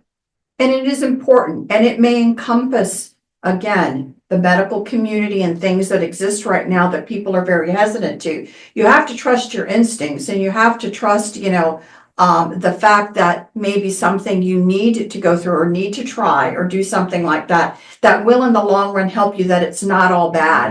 And right now, I really do believe it's a huge psyops. They're taking advantage of some of these things and creating a psyops that it is all bad. Yes. And this is what they do. If you figure, I'm telling you, if you see a curtain drawn back and you see something going on, they're going to come right through that door. They're going to make it a psyops now to make you really get off balance again. You feel like you just learned something, and now they're going to throw you off balance by making you think it's all bad. Throw the baby out with the bathwater. Yes, it's just like those that say become vegetarians. Do they do it over belief of the propaganda that animals are always tortured? Some of which that does happen. I'm not saying it doesn't. but it is thrown in your face, say on social media, to get you so disgusted with, say, eating meat, for instance, that you sacrifice your very health, like those monks that I was talking about before, to get away from that frequency or energy, because it is distasteful, no pun intended. But then you sacrifice your health. Some people are skin and bones because of this. It's just like a person they knew died because she had diverticulitis, but wouldn't stop eating nuts and berries because I cannot morally eat meat. This is what killed her. It was a psyops. So these are psyopses. Balance in all things. You must do as your current avatar, not as the avatar commands. That is stupid. Balance between oversoul, avatar. He says helicopter pilot, soldier on the ground. What happens if there is a distinctness between these two? You have a divide. When there's a divide on what orders to follow, can one see the other clearly? Is there a disconnect? The psyops is the disconnect between avatar and oversoul, warping the perspective, warping the perception between what reality is and could be versus what is in both places. What you think should be and what is. That's what these psyopses are really meant to warp. What people think things should be and what currently is in the moment. So I know people may think that this is a little bit diversion, but it all comes into the conversation of somebody being an immortal and what is really going on with Your them. soul is always immortal. Correct. Yes. Versus what people are seeing, the regular folks, where again, the lifespans have been stunted. But as you were saying earlier, there are things going on even within the body, within the genetics, and hopefully we'll slowly return on that gene that allows for, generations down the road to be able to have longer lifespans. Yes, instant gene or activation isn't necessarily a thing. This is generational. They've made this popular through X-Men and things of that nature. Where something will mutate and come on like fairly quickly. Now, is DNA activation a thing? No. You exist all at once in the here and now. When you activate, they say your Kundalini, or you activate some gene or what you call junk DNA. There's no such thing as junk DNA. That's a psyops. But what is equally a psyops is that you can turn these things on and off like a light switch. I hate to say it, but no. Yes, you can get the genes, force them to a particular pattern with your molecular cellular solid ability, like what would regrow limbs and whatnot. Like what they have in the SSP with tech, where you can stimulate that they grow an arm, and this will eventually come down the pipe. But any expectation of med beds and all these other things are psyopses. What is equally a psyops is that you will activate all of these genes. Now, will some people change quickly? Are there walk-ins that help with this? Are there energies that help with this? Is this part of somebody's soul path to, you say, awaken this? Yes, but that was that person's lane. That was what that person was there to do. And not to awaken others, but maybe deliver information like what you guys are doing. Things of this nature. People come in when they're supposed to come in. Any leaning towards this epic, how can I put it? Epic activation of things or awakening? No. This was a CIA psyops. One truth to it, though. Do you have all that information stored within your genetic memory? You absolutely do. But will you be able to awaken all of it and access it and then become one of the immortals of history? Doubtful. If you can access certain technologies and certain frequencies that would go and activate it all or bring it up, be my guest if you come across this. Fully supported if it's for the right reasons. But is that likely to happen? No. And so again, in truth, I don't mind deviating a little bit of this conversation to something that's really important versus giving energy to the Great Pope, because the point of this conversation is that he doesn't have as much pull, as you know, they want you to, they overbloat what they can do. So you're not dealing with an immortal who is running the complete world. There are plenty of other factions and plenty of other things that are going on, right? And where do you give your energies to? So what I wouldn't be doing is giving your energies to thinking that somehow this line is running the world. I wouldn't do that. Why would you want to give them more No. power? So, does it exist? The answer is yes. Yes. Does it exist? Is this a family from a line that was a servant to someone who basically was more, we would consider more malevolent in their thought process of control and Absolutely. destruction and torture? And this line absolutely was in servitude of that. And that mindset that has become a genetic part of that still runs through that. And that person has never changed. That's exactly what's going on. Yeah, exactly like your Cabal families, like your Gardners, Ferdlows, any of the time travel families, any of the Rothschilds and Rockefellers. Yes, same type of malignancy. Exactly. Does benevolence want the records underneath Rome, the historic of what's going on here, to be saved? Yes. So they recognize the importance of history just like you do. Right. And so you've got this whole dynamic that truly is there that's going on, but understand that there is benevolence out there as well that, are, again, overall, there is a balance, and you've got certain ones that are more geared toward one side and others that are more geared to the other side. And it is my belief still, I would like your perspective, that the consciousness, the awakening of people understanding and seeing things with the curtain is drawn back, the energies are going to go where you give your energies, and hopefully your energies and the seat at the table that humanity will now have is moving into more of a let's just say, unity, respect, and balancing that wants to occur that includes humanity, not as just these mild servants to be used and abused by people, yes, but as to be seen and recognized as a people as a whole, that this particular world, people have individual rights, not just the rights given to them, and yes, looked at from these leaders. Just like you see with the ETs that come in your house, he's always saying, yes, you have individual rights, not that of a ruling body. That is completely 100% true. Don't allow these beings in your home, like aliens and the whatnot, that I say and the whatnot, because there's more than just that. Any of them that believe they can just waltz in there and take DNA, everything, don't allow it. Because they have to respect individual rights. They're not stupid. They are just stating a fact that they might get permission from a ruling body. And you don't believe that there is a ruling body. But they believe there is. And the ruling body believes they are. They're not stupid. They do not get rid of history, even though you see history disappearing in front of you. The erasing of history, the erasing of temples, the erasing of statues and things of that nature, like your BLM takes care of all that, does all this, and wipes history. It's not being wiped. It's being wiped for the general public so they don't have power and knowledge.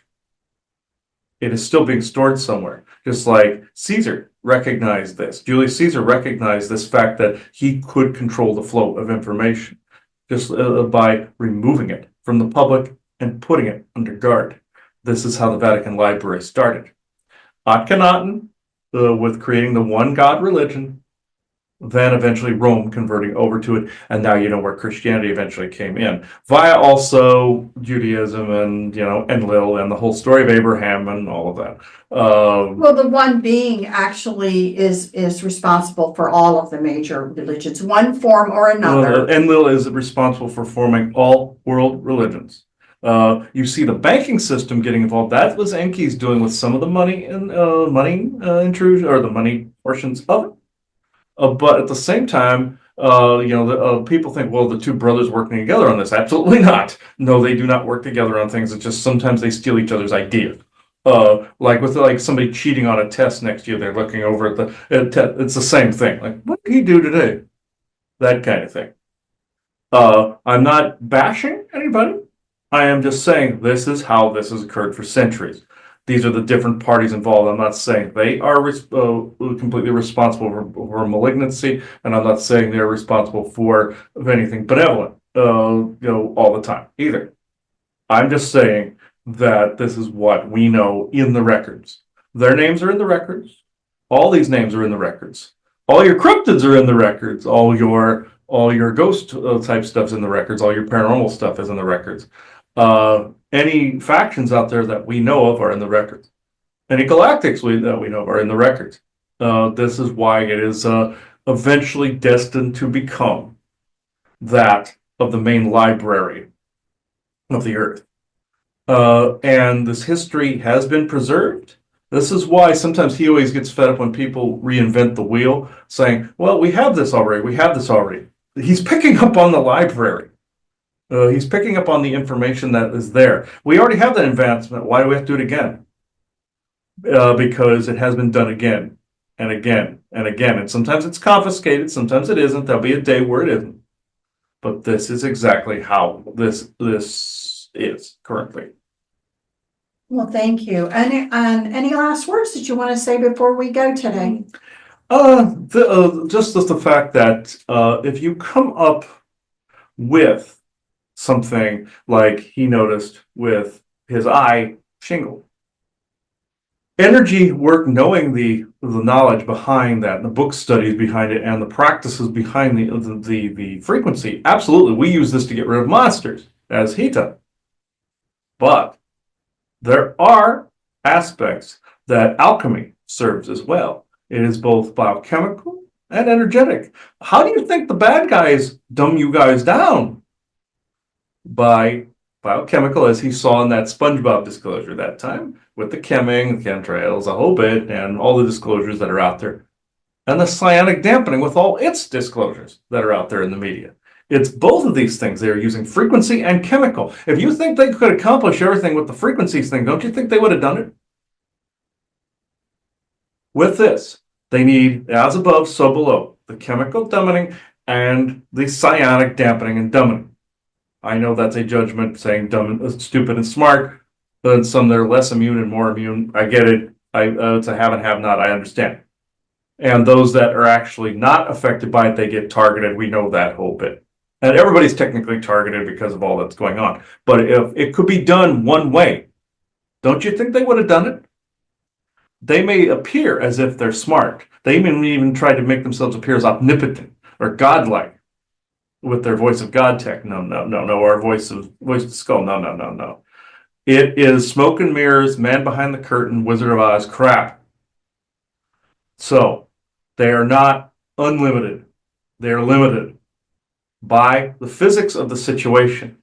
They get those that are immune to some of the psionic intrusions that with biochemical. Also, psionic caused his shingles, but also biochemical and nanotechnology, both biological and technological, did the rest. You see it as a merging of energetic practices and technological practices and physical chemical. This means to cure a thing along that path. As I've said before, what does that look like? Energetics did part of it. Biochemical did the other. It takes both to undo it. Well, thank you. I really appreciate that, and always appreciate when you come in to spend some time with us talking. And again, don't give energy to someone who isn't for your highest good. That's True. The bottom line. I mean, don't think that they have power. Don't give them any more power, and see it going a different way. So work on that as well. I know this is an interesting day that we've decided to do with this on. This is the day when the Pope's funeral is happening. They'll be doing the conclave here soon. And I'm only going to bring up one little last thing to talk about because I know it will be on people's minds. It has to do with the children who saw Mother Mary, the last secret that was let out that was regarding this being the last Pope.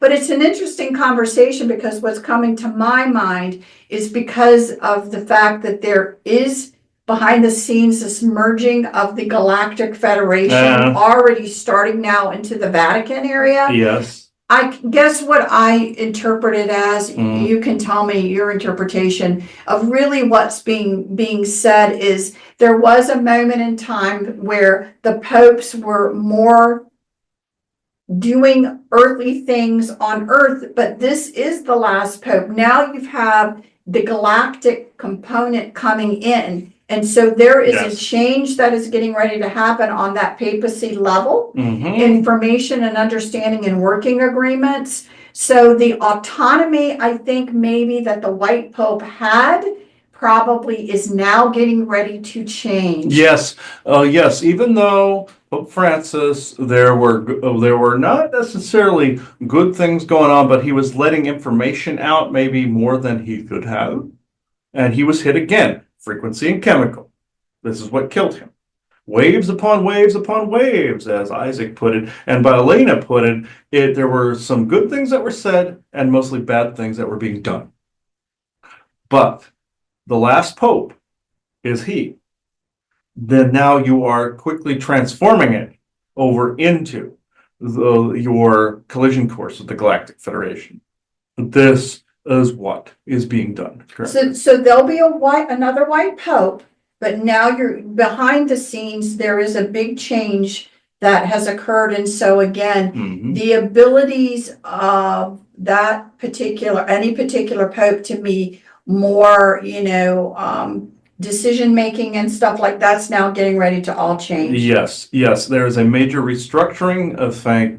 You would say thank God for that, but we also had a little to do with that, of that restructuring, but we still have some of the immortals of history to contend with, like the Orsini's and stuff like that, those variables like so this. The bottom line is, see, this change that is happening is for the betterment of humanity and not the continuation of the antics of Enlil's and Enlil's dominion and little minions and things like that, that this is actually hopefully going to be the beginning of opening up for, again, what do you want? You have to put those energies out of how do you want to see this transition to occur? What do you want to see the library, how it's available even to humanity? Now that we know all of this is, put that energy now into daydreaming what you want to happen and how you want things to unfold, but changes are definitely afoot. Yes, and do not always see Enlil as the all-powerful demon or lord of the area, or the Lord High Commander of the Earth, either in Jesus' Jesuit form or in Michael's form or any other, let's just say, retarded concept. Let's just put it this way. There is no on high. There never has been. Benevolent source energy is a part in everything and all things. It's how it's accessed. It could be true benevolent source creator. It could be neutral or dark. It's mainly less light or more light in that respect. A bad photocopy that you copy on a photocopier that's all grainy and everything, or the genuine article, the genuine thing that you originally started with. Now, you want the genuine thing that you originally started with, and I will end with this. What do you want that to look like? Do you see this as world dominion by that of the church or your Kabbalist factions, just because you personally were not part of its, let's say, resurrection, part of its upbringing, or personally part of it, you can't trust because you personally were not there? Or do you have faith, ultimate faith, that what you think is an unseen hand is actually your own co-creating this? Just because you didn't personally step foot in the Vatican and couldn't vet this does not mean there aren't others doing it on your behalf, and others that are not part, again, of that manifestation. What does it look like? Does it mean you'll actually get to be there doing it? No. Does it mean that you'll have also had a hand in its resurrection? Yes. So I will end on this point. Thank you. So thank you. Blessings to all.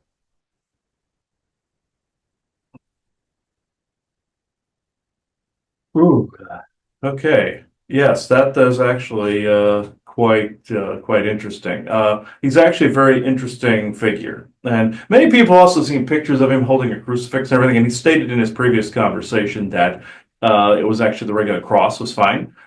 He did that because that's what was available to him and what was around. He co-created that differently too, but he showed pictures of him sticking his tongue out with the crucifix in his hand, stuff like that.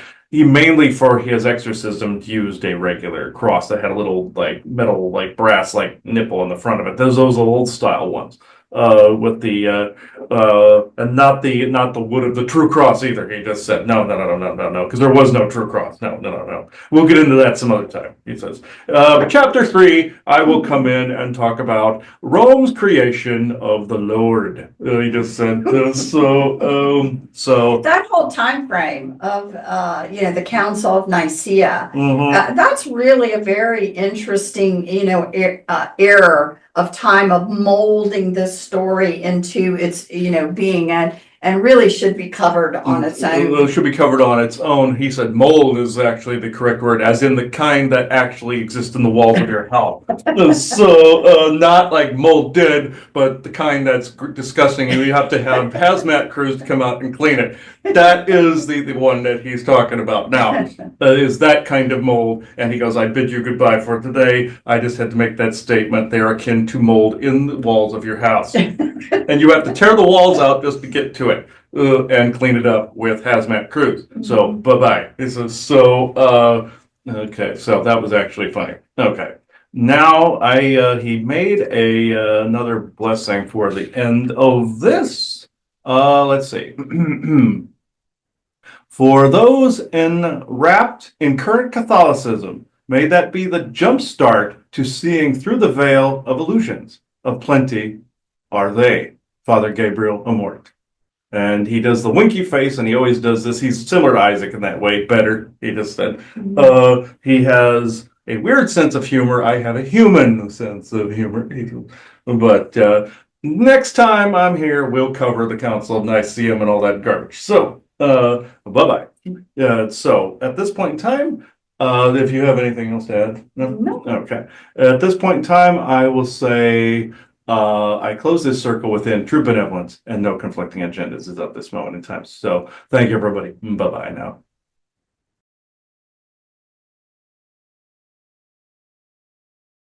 I wanted to come to, me and Joanna wanted to try coming to England at some point here too. Avoid it for now. It's Yeah, fucking shit she's show. like this. She's like this. You're like this. So.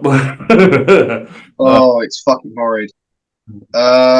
Yeah, Cromwell would come through. I don't know what he would bring forth. Oliver Cromwell. True benevolent Cromwell, anyway. True benevolent Oliver Cromwell. Yeah. Oh, okay. Sorry, Orthop. I know you wanted to talk, but give it a minute. Hang on. I'm going to look at his image up. This will help things. Because I know he got replaced at one point. He got what? He got replaced, Cromwell, at one point. Okay. Well. Okay. Yeah. Born April 25th, 1599. Died September 3rd, 1658. Yeah. All right. English statesman, politician, soldier, widely regarded as one of the most important figures in British history. He came to prominence during the Wars of the Three Kingdoms, initially as a senior commander in the Parliamentarian Army and early as politician. Okay. Oh yeah, the Cromwell, the one that was the king? He was against Charles the Second. Charles III. Charles III. Okay. Charles III. Okay. Oh yeah, and it was basically Parliament versus the sovereign, and then Charles was the first one to get beheaded. Yeah. As far as I know. Yes. Okay, I just heard. Yeah, I've talked to you before, Cromwell, in someone's session. This was a while ago, though. I believe I've spoken to you already. It was somebody that had a lifetime in that period, and he spoke briefly too. So interesting. Whoa, you are strong. There's something else going on here. Orthop and Isaac and the rest of you. why is he is immensely strong. Are you spirit? Okay. Ooh, there's something you wanted to say here. I'm trying to see what part of the specific to the history did you want to talk about here? Okay. Okay. Okay. How did you die? Okay. Did okay, well, die. Okay. Okay, Cromwell died on 3rd September of 1658, age 59. His death was due to complications relating to a form of malaria and kidney stone disease. It is thought that his death was quickened by the death of his daughter a month earlier. Cromwell appointed his son Richard as his successor. So, are you trying to say, Cromwell, you were murdered? Because I don't think you're completely ghost or spirit. There's somewhere in between here. So, were you murdered? Yes. So was the speculation correct? Did your daughter actually do this? Hmm. Why? Because you appointed your son successor. So was he in on it too? Or did he just kind of turn a blind eye? Blind eye. All right. So meaning to get your position essentially. Oh. He said he was slightly stupid, but not a murderer. Okay. Didn't have the experience, but your daughter, on the other hand, why would she have done it?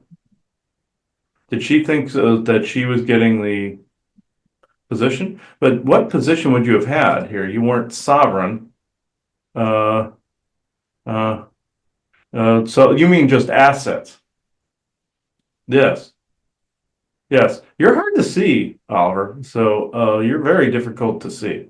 So Because the energy around the UK at the moment is really bad. this is what you wanted to say. Okay. Hmm. I'm just getting images of your country on the verge of like another revolution of some kind, where people will be forced to get along after this happens. Regardless of what the political or any other side. From your trans to your straight to your gay to all of it.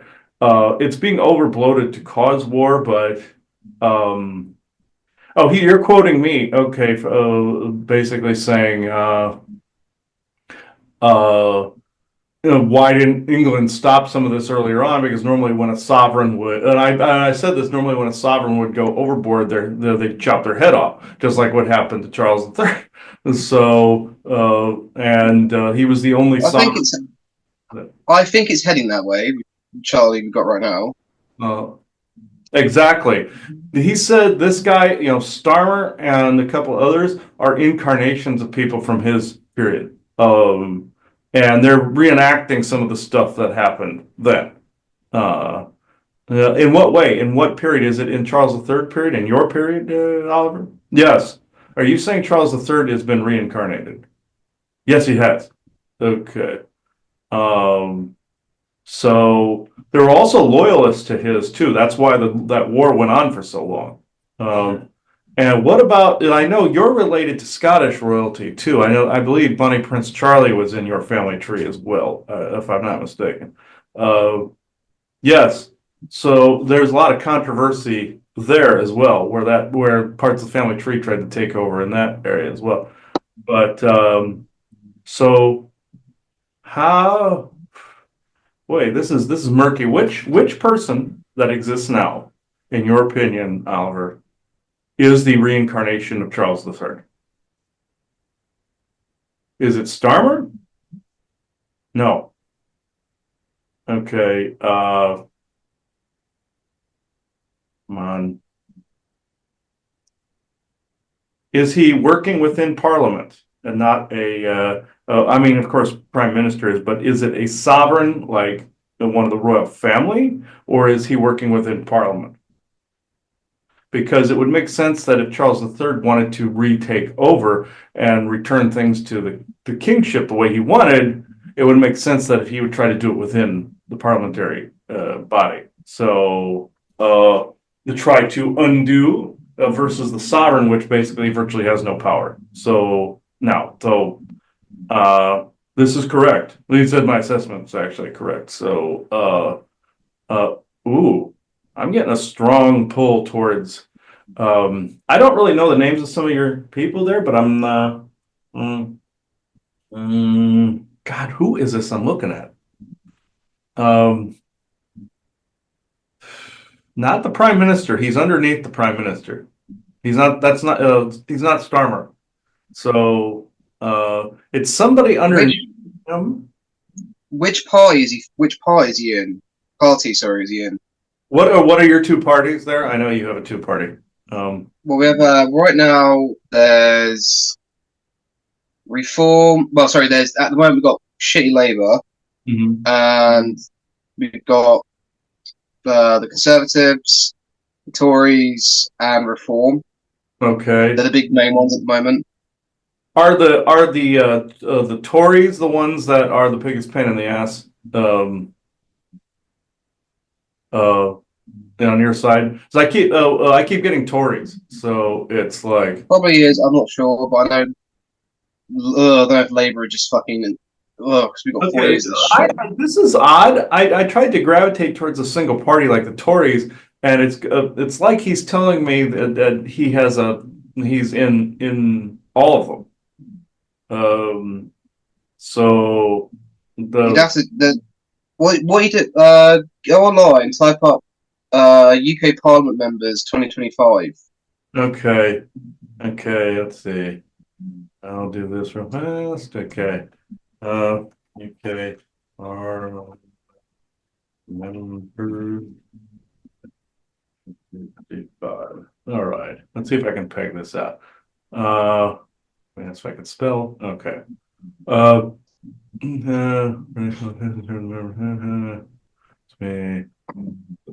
oh, okay. Let's see. Suspended. Okay. Okay. Nope, that's not him.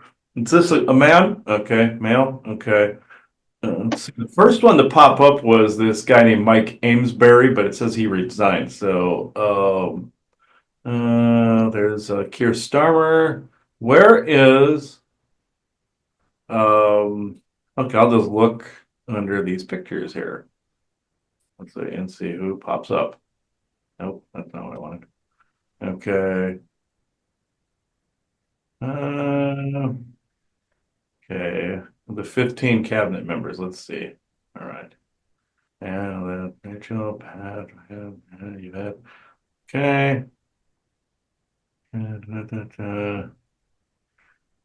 Why do I keep gravitating still towards Starmer? It's like is Starmer related to like old royalty or something? Because um uh like an old royal line because it's like that's part like they're trying to say he's part of a family tree from back then. It's like an extended family from then. They're trying to say he's related to several of them back then. Um, Isaac said, "Duh, their family tree doesn't fork." Okay, so you want to talk about incestuous, creepy? Look no further than some of your politicians and sovereigns. All right. Well, it makes sense because he what was it? He approved the incest law now. First cousins can marry each other, so.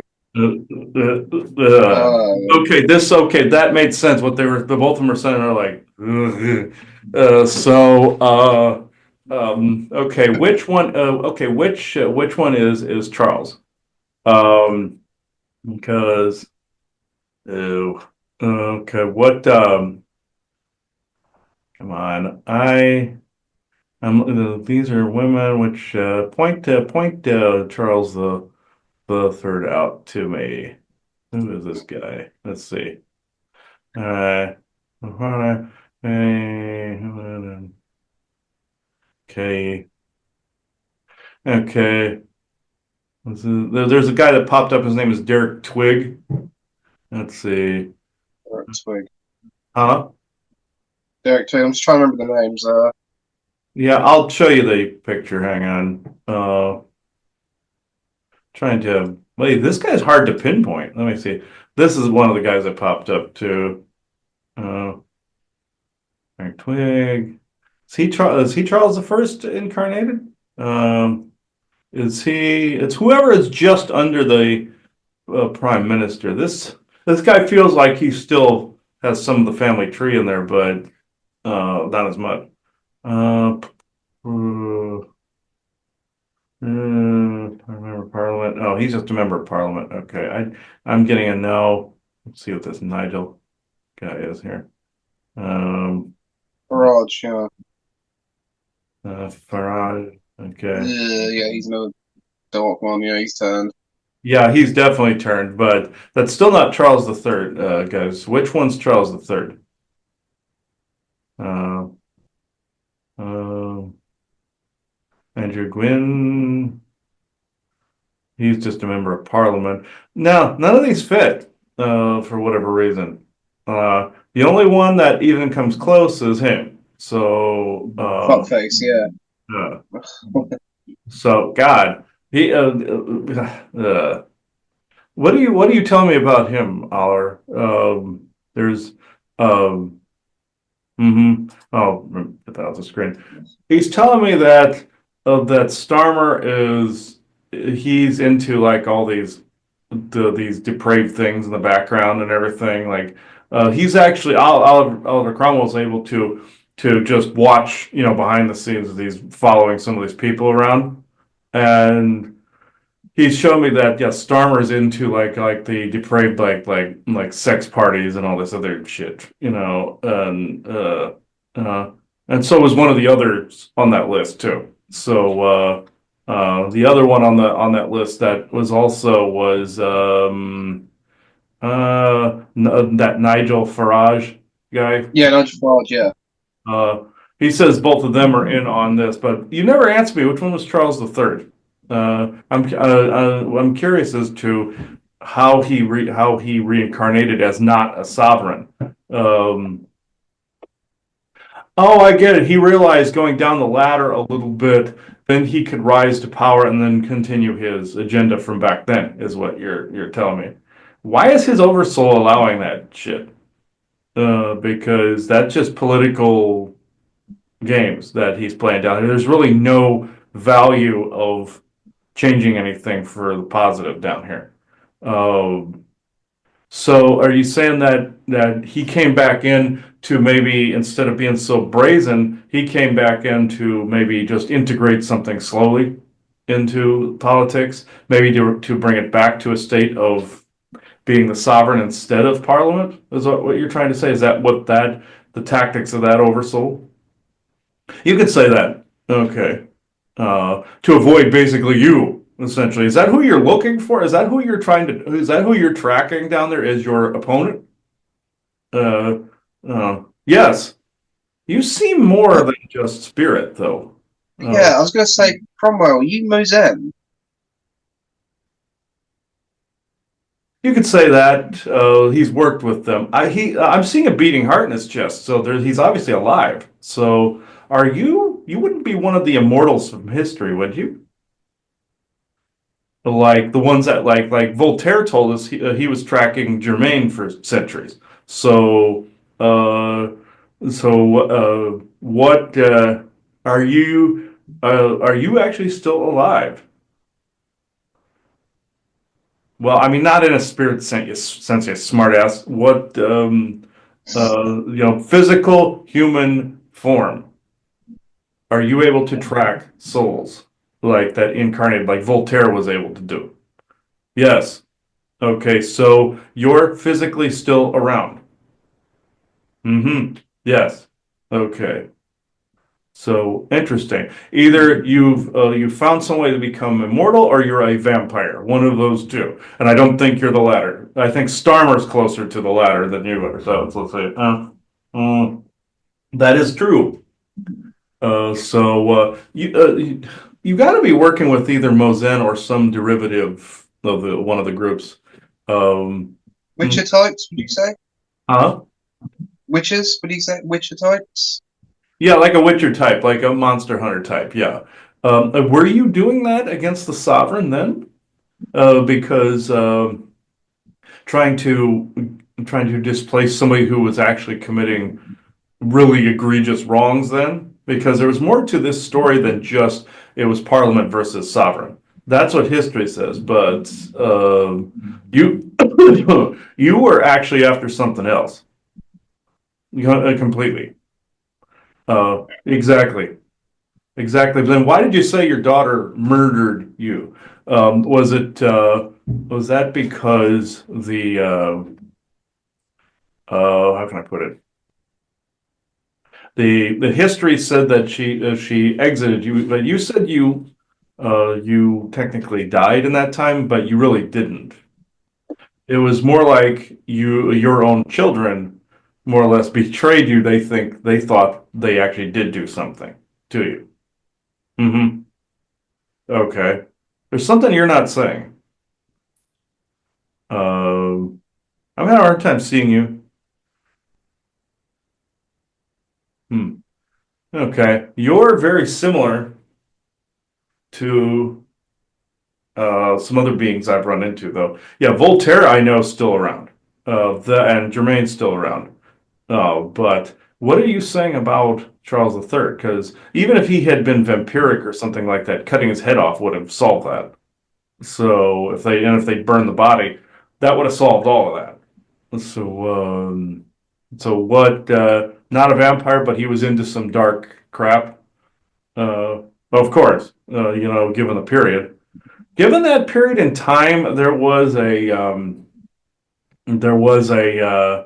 really creepy war of attrition going on at that time with the bloodlines and everything. Well, actually, that was earlier, but it continued on through history. There was a But lot of that in the 16th period. There was a lot of witch hunting going on, yes, absolutely, yes, yes. and Um, he's saying, oh, not the good witches too. These are the really dark, Yeah, the like ones witches. that started that whole mess with the witch hunting to begin with, they figured they'd misdirect onto other people so they weren't hunted and they could continue in the background. This guy was hunting those types.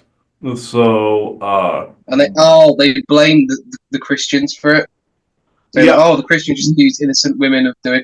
yeah, Yes and no, that's true, but he said for the most part, no. This is true. You know, people, the good Christians not following Enlil were uh, actually hunting the bad ones. Yeah, uh yes. So he was under like a Christian order type of like guys, but it was think like almost like Van Helsing, where you were like with like yeah, that. Uh, like the Witcher types. Yeah, Yeah. And also like with Father Amorth, Gabriel Mort, from Pope's Exorcist, he's in a similar type group there, Oliver. I know that. He founded like it was the order of it was like the order of Saint Paul or something like that, and they went around doing this exact thing too. He was reportedly like they made the movie The Pope's Exorcist after him, so it was like a Witcher monster hunter type person. So yeah. Correct on all counts. He's saying this is essentially the same difference, different name, but basically same shit, different name. So, interesting.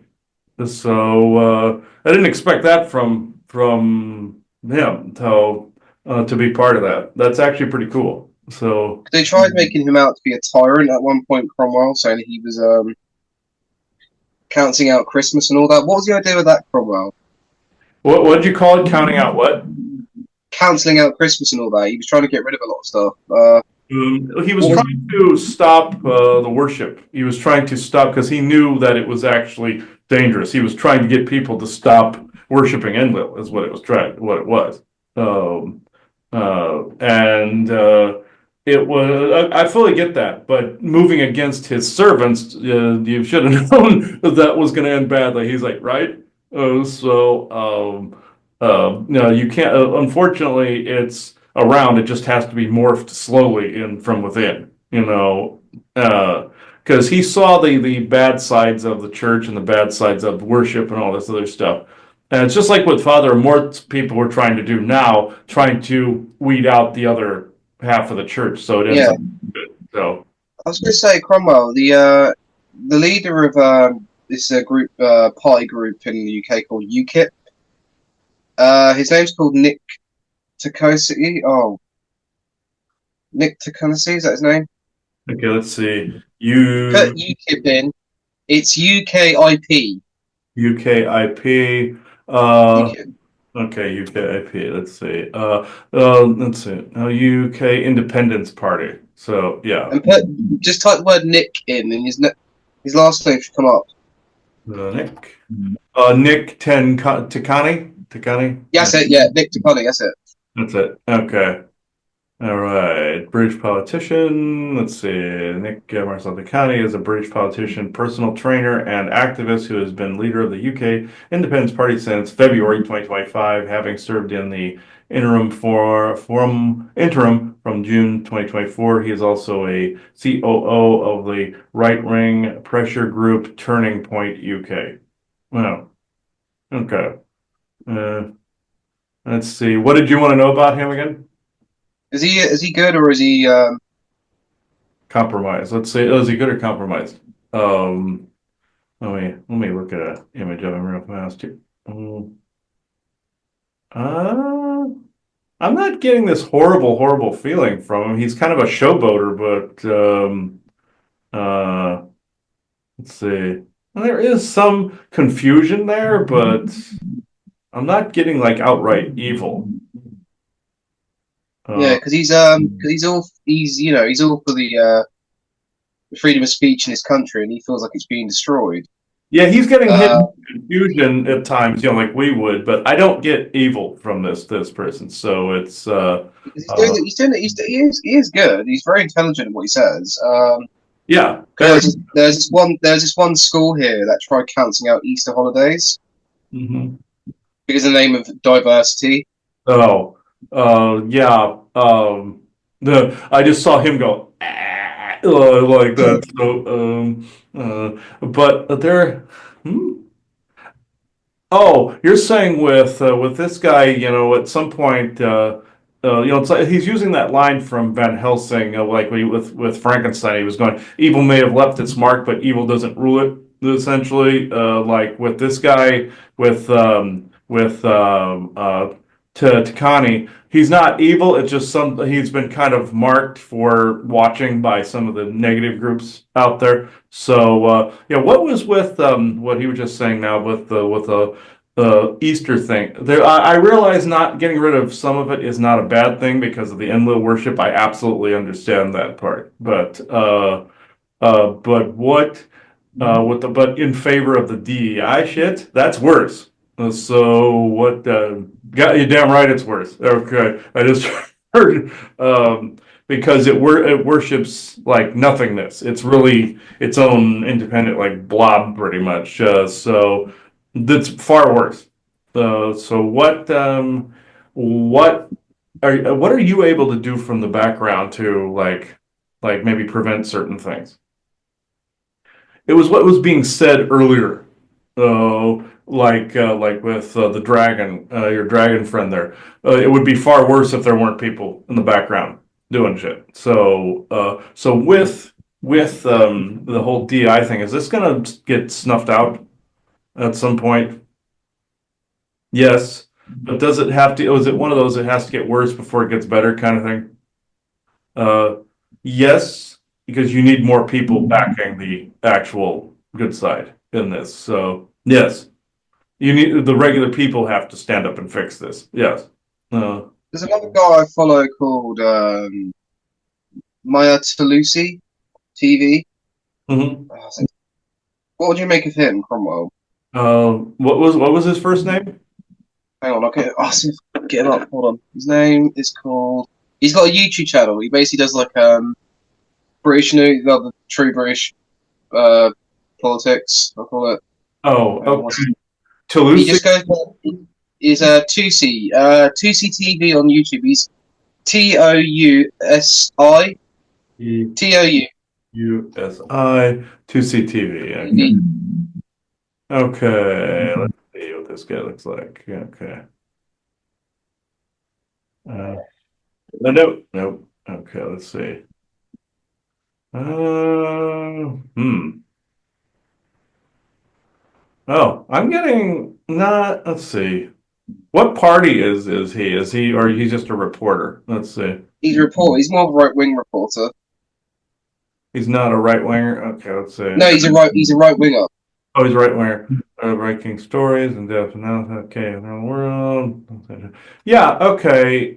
Yeah, he's not bad, but there is some denseness around him, though. It's like, uh, it's Cromwell. What is your opinion? Um, he's good, but is he being like maybe controlled to maybe take it too far in another direction, possibly? Uh, Not quite. Even though he gets the same thoughts and the weird thoughts and everything in his head. Yeah. Okay. As does a The lot. same shit. He gets hit with the same shit that I do as well. Yeah. That's why he's so hardcore on what he's doing is because he's doing the opposite of what's hitting his head. Is what it is. I get it. I get Is it. he aware there's Is he aware there's something else going on, like psionically as well? And yes and no. He's aware that there is something going on, but he doesn't know the complete depth of what it is. It's he knows about V2K, I believe, but that's the extent of it, of the mind control. But he doesn't know about the alien side or anything like that. Yeah. It's just that V2K. Ooh, there is something really around him that's smoky. Ooh. There is some, hang on, there's something creepy there. Give me a second. There's something tried to connect here. Whatever that smoky thing is, I'm going to get rid of it. Okay. Oh, that is a demon. Okay, all right.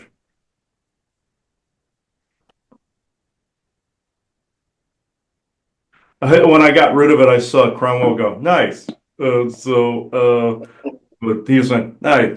So basically, I wanted to confirm all this stuff that's happening now in the UK, the energies as well. That's been fucking horrid, beyond belief. Worse than anything. It's probably even worse than 2020, I'd say. The mental abuse and all that. It's yeah, worse. yeah, it's worse. Um, It's worse over there. It's starting to improve here, depending on where you go. In Arizona, it was horrible. Here is uh, to a point. it's oh man, it's really bad here. Will this start easing off this year or? Yeah, it'll start to ease up, but he said it's got to get worse before it gets better, so others see it, um, and not just capitulate and go along with. Um, if you do it too, if you do it too slow, or if you stop now, people won't know to resist a lot of this. Will they get rid of this Starmer right now? Are they going to get rid of him? Yeah, there's going to be some. Business dealings, did you say, with the United States and Great Britain? You mean Trump is going to be doing some business dealings over there? Yes. I know when it comes to the cabal families, whoever's in ascendancy, the rest have to kind of bow to them. That's the cabal policies. So even though they are separate clans and separate families, whoever's in ascendancy, that's the word they use, is ascendancy. The Rothschilds are the ones that are in ascendancy at the moment. Their tradition is whoever happens to get up on the pedestal pretty much is who the ones they bowed to. The DEI garbage was Rockefeller junk. That was what was going on. Trump is actually, his family is a derivative of the Rothschilds, I found out. He doesn't know completely, from what I understand. He's kind of like a rogue element amongst them, the Trump line is Rothschild. It's just some of them have these offshoots, branches. And Rockefeller, that's why Trump had such problems in New York, is because Rockefellers, they own New York, and Trump had Trump Tower in New York. That's why they're going, no, get out of our territory, that kind of thing, and just like with Saturday Night Live, where they're in Rockefeller Center, that is they're even made sketches that were about satanic rituals and all this other shit not that long ago. So yeah, that's more Rockefeller territory right there. But yeah, well, I know both of the families are into it. I know. He's saying I'm correct in my assessment, though. Oh, it's what about with Starmer? Is he going to be deposed? Is it going to be like a Charles III type of situation where where the parliament or the people in this case would have to depose a sovereign or depose a leader? Yes, it's similar. Would they do it through traditional means like revolution, or would they do it just through information gathering, or both? A little of both. Both, I think. A little of both is what I'm getting. Yeah. So So he will be getting his head cut off.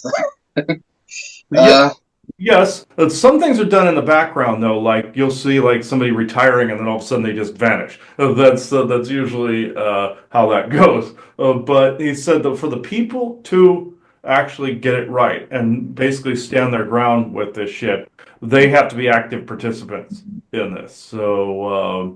I fully get that. That's why I think back in the day, Cromwell tried to garner support towards getting rid of the sovereign back then. He got the people actively involved, and uh, yeah, and that's what he's doing again. He's like, "Yep, rallying the troops like this." So does this motion, that means that's what he's doing. because what Tommy Robinson is he one of your party members? Let, Cromwell, was he one of the members of yours? let's see. I'll look at his picture. Tommy Robinson. See your picture. Oh, okay. This feels. Let's see. Oh, he doesn't feel that bad actually. Is he one of yours, Crime Run? Helping. Okay. So does he know about you? Have these people seen you? And they have, but they don't believe that it's you. Yes. Okay. They wouldn't. Oh, okay. I get it. There's an analogy being made. There was this show years ago called New Amsterdam where these natives put this spell on this guy, making him immortal, and saying like he would have to find his like soulmate in order to break that spell after a while. But he lives like 600 years, and he looks exactly the same. Or it's kind of like Highlander. They look exactly the same, but. But with this, nobody would believe that this is the Oliver Cromwell. So he can be around people and talk to them and do all this other stuff. It's just, but he can point the direction of things. Are you like that character? That character, both also in the show Forever Knight, where Nick Knight was a crusader, but in this day and age, he was a cop. Are you kind of doing something similar to where you're in some political theater somewhere or some law enforcement or something of that nature? Yes. Okay. I know the bad guys do it. This guy, though, this Tommy Robinson, do you speak to him directly, Oliver? You do. Do you use the name Oliver Cromwell or Oliver anywhere, or do you have a pseudonym? Of course, you'd have a pseudonym, but which one do you use a pseudonym around him? Oh, you still call yourself Oliver. It's just that you've changed the last name. Okay. So that should be a clue as to how to locate you if I'm ever over there. He goes, not gonna happen. Okay, so I wouldn't see you at all if I was over there. No. Uh, so uh, with him, you kind of whisper in his ear and I get what you're saying. Trying to make certain changes a legal process too, to where laws are changed as well. Kind of slow dripping things like what Valiant Thor would do as well. He's too slow. I understand. Yes, he is too slow. He's kind of anal. Yeah. He's well aware of who I'm talking about. So yeah. Very logistical and number oriented and stuff like that. But you though are more action oriented. So yeah, trying to rally the people, getting them involved in like in certain causes to be able to rally them up in this Robinson. What's it? Yeah, Tommy Robinson. Uh, Tommy Robinson's being heavily prosecuted at the moment. He's trying to all trying to throw him under the bus, call him a racist and all that. Oh, he hates Oh, all this. yeah, yeah. This is, Design it's for and all this and everything. Yeah, mhm. and basically he was the first one to expose extremist groups in the Islam. Okay. He's trying to expose all the all the grooming gangs, and all that going on in this country right now. Oh, And our wonderful government covered it up. They want nothing to do with it. yeah, that's exactly it. It's being opposed, is what Oliver's saying. It's definitely being opposed. So, that's why you're getting the DEI shitheads pushing back with he's a bigot, he's a racist, that's the other factions doing this. But is that gonna be gone soon? All that shit. Yes, you can definitely say that, but again, he's trying to rally everybody to actually help out doing it. So you're gonna see an uptick for a second, and then uh, so Because I'm just seeing people burning that LGBTQ flag, like just in the streets. People getting sick of it. oh yeah, there are the bad thing is there's good in that community. That's the problem, and uh, hmm? Chris, go. Oh, the problem is there is good over there, but it's been tainted with all of this other shit. And uh, oh yeah, he's recognizing the good side. Some of the good side of it are working with him, but it's the DEI shit, yeah, and the trans shit you gotta worry about here. So it's Yeah, like, that's what I'm seeing people. I'm seeing people just rebelling against that, throwing uh, uh, really, oh my god, beating them up and all that. Yeah, the people just gonna get sick of their shit and mhm. all this. Yeah, and the problem is you have good gay people out there, you have good lesbian people that then pay the price for that too, unfortunately.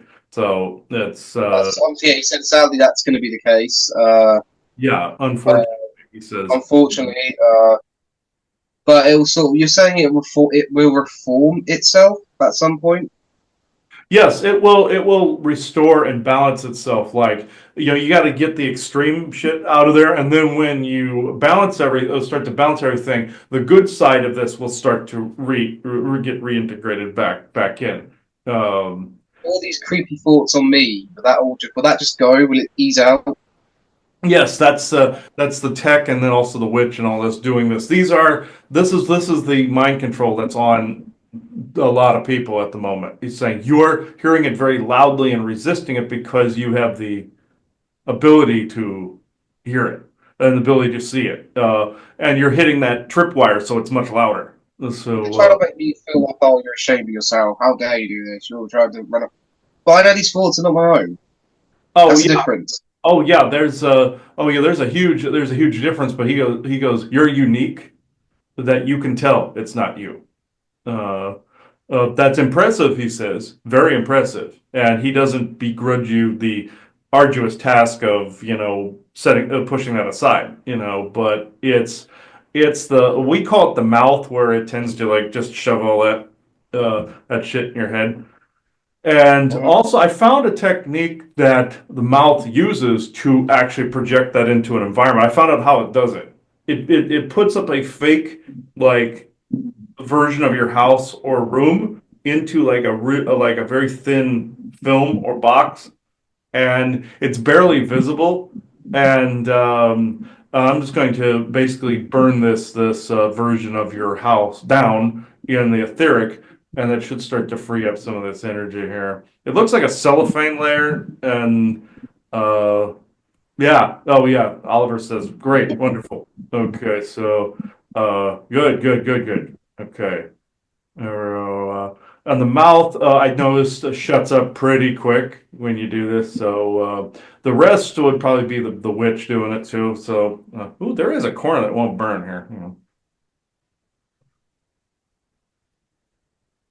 Hmm,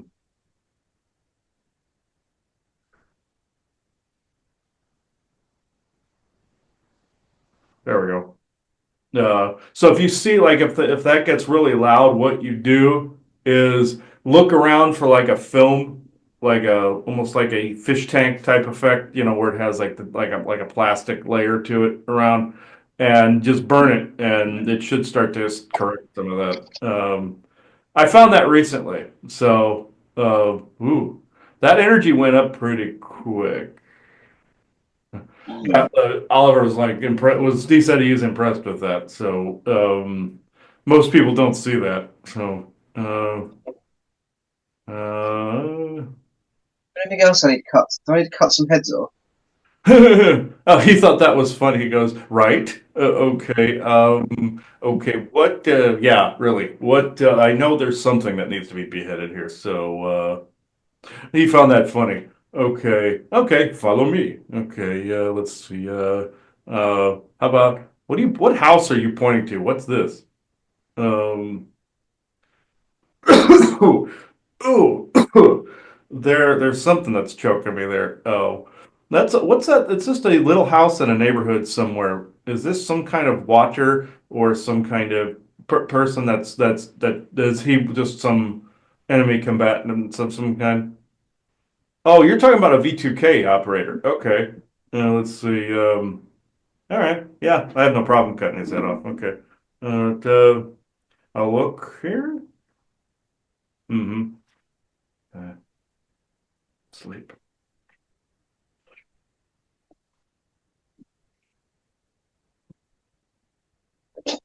Okay. And there should be more of these shitheads. No, soldiers. Yeah, I think the military have had a play in this too. Hold on. Okay. There's a few soldiers in there. Hmm. There we go. All right. Spend the audit over there. Okay. And okay, Oliver, you're putting some kind of quarantine bubble over that. What's this? All right. So These none are of dickheads. I've seen dickheads with berets, so I know these are dark soldiers. Yeah. yeah, he quarantined the thing to contain the energies. And are you turning up a dial to fry them? Okay, like he's turning on a microwave type of thing or something. Okay, now that's impressive. Okay.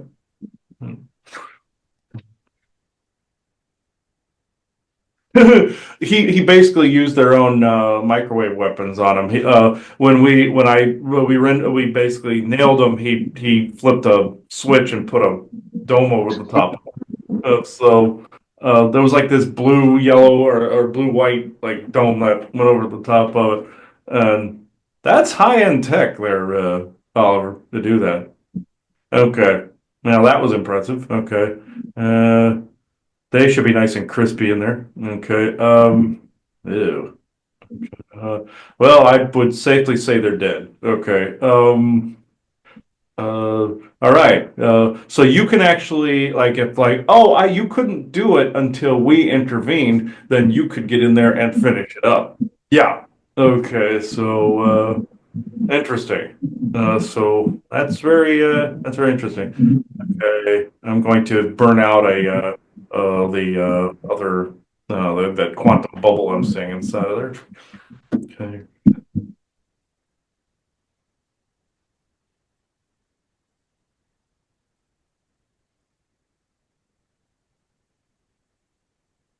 All right. There we go. Okay, so that's actually interesting. What's this? Oh no, you okay, sure, that's right.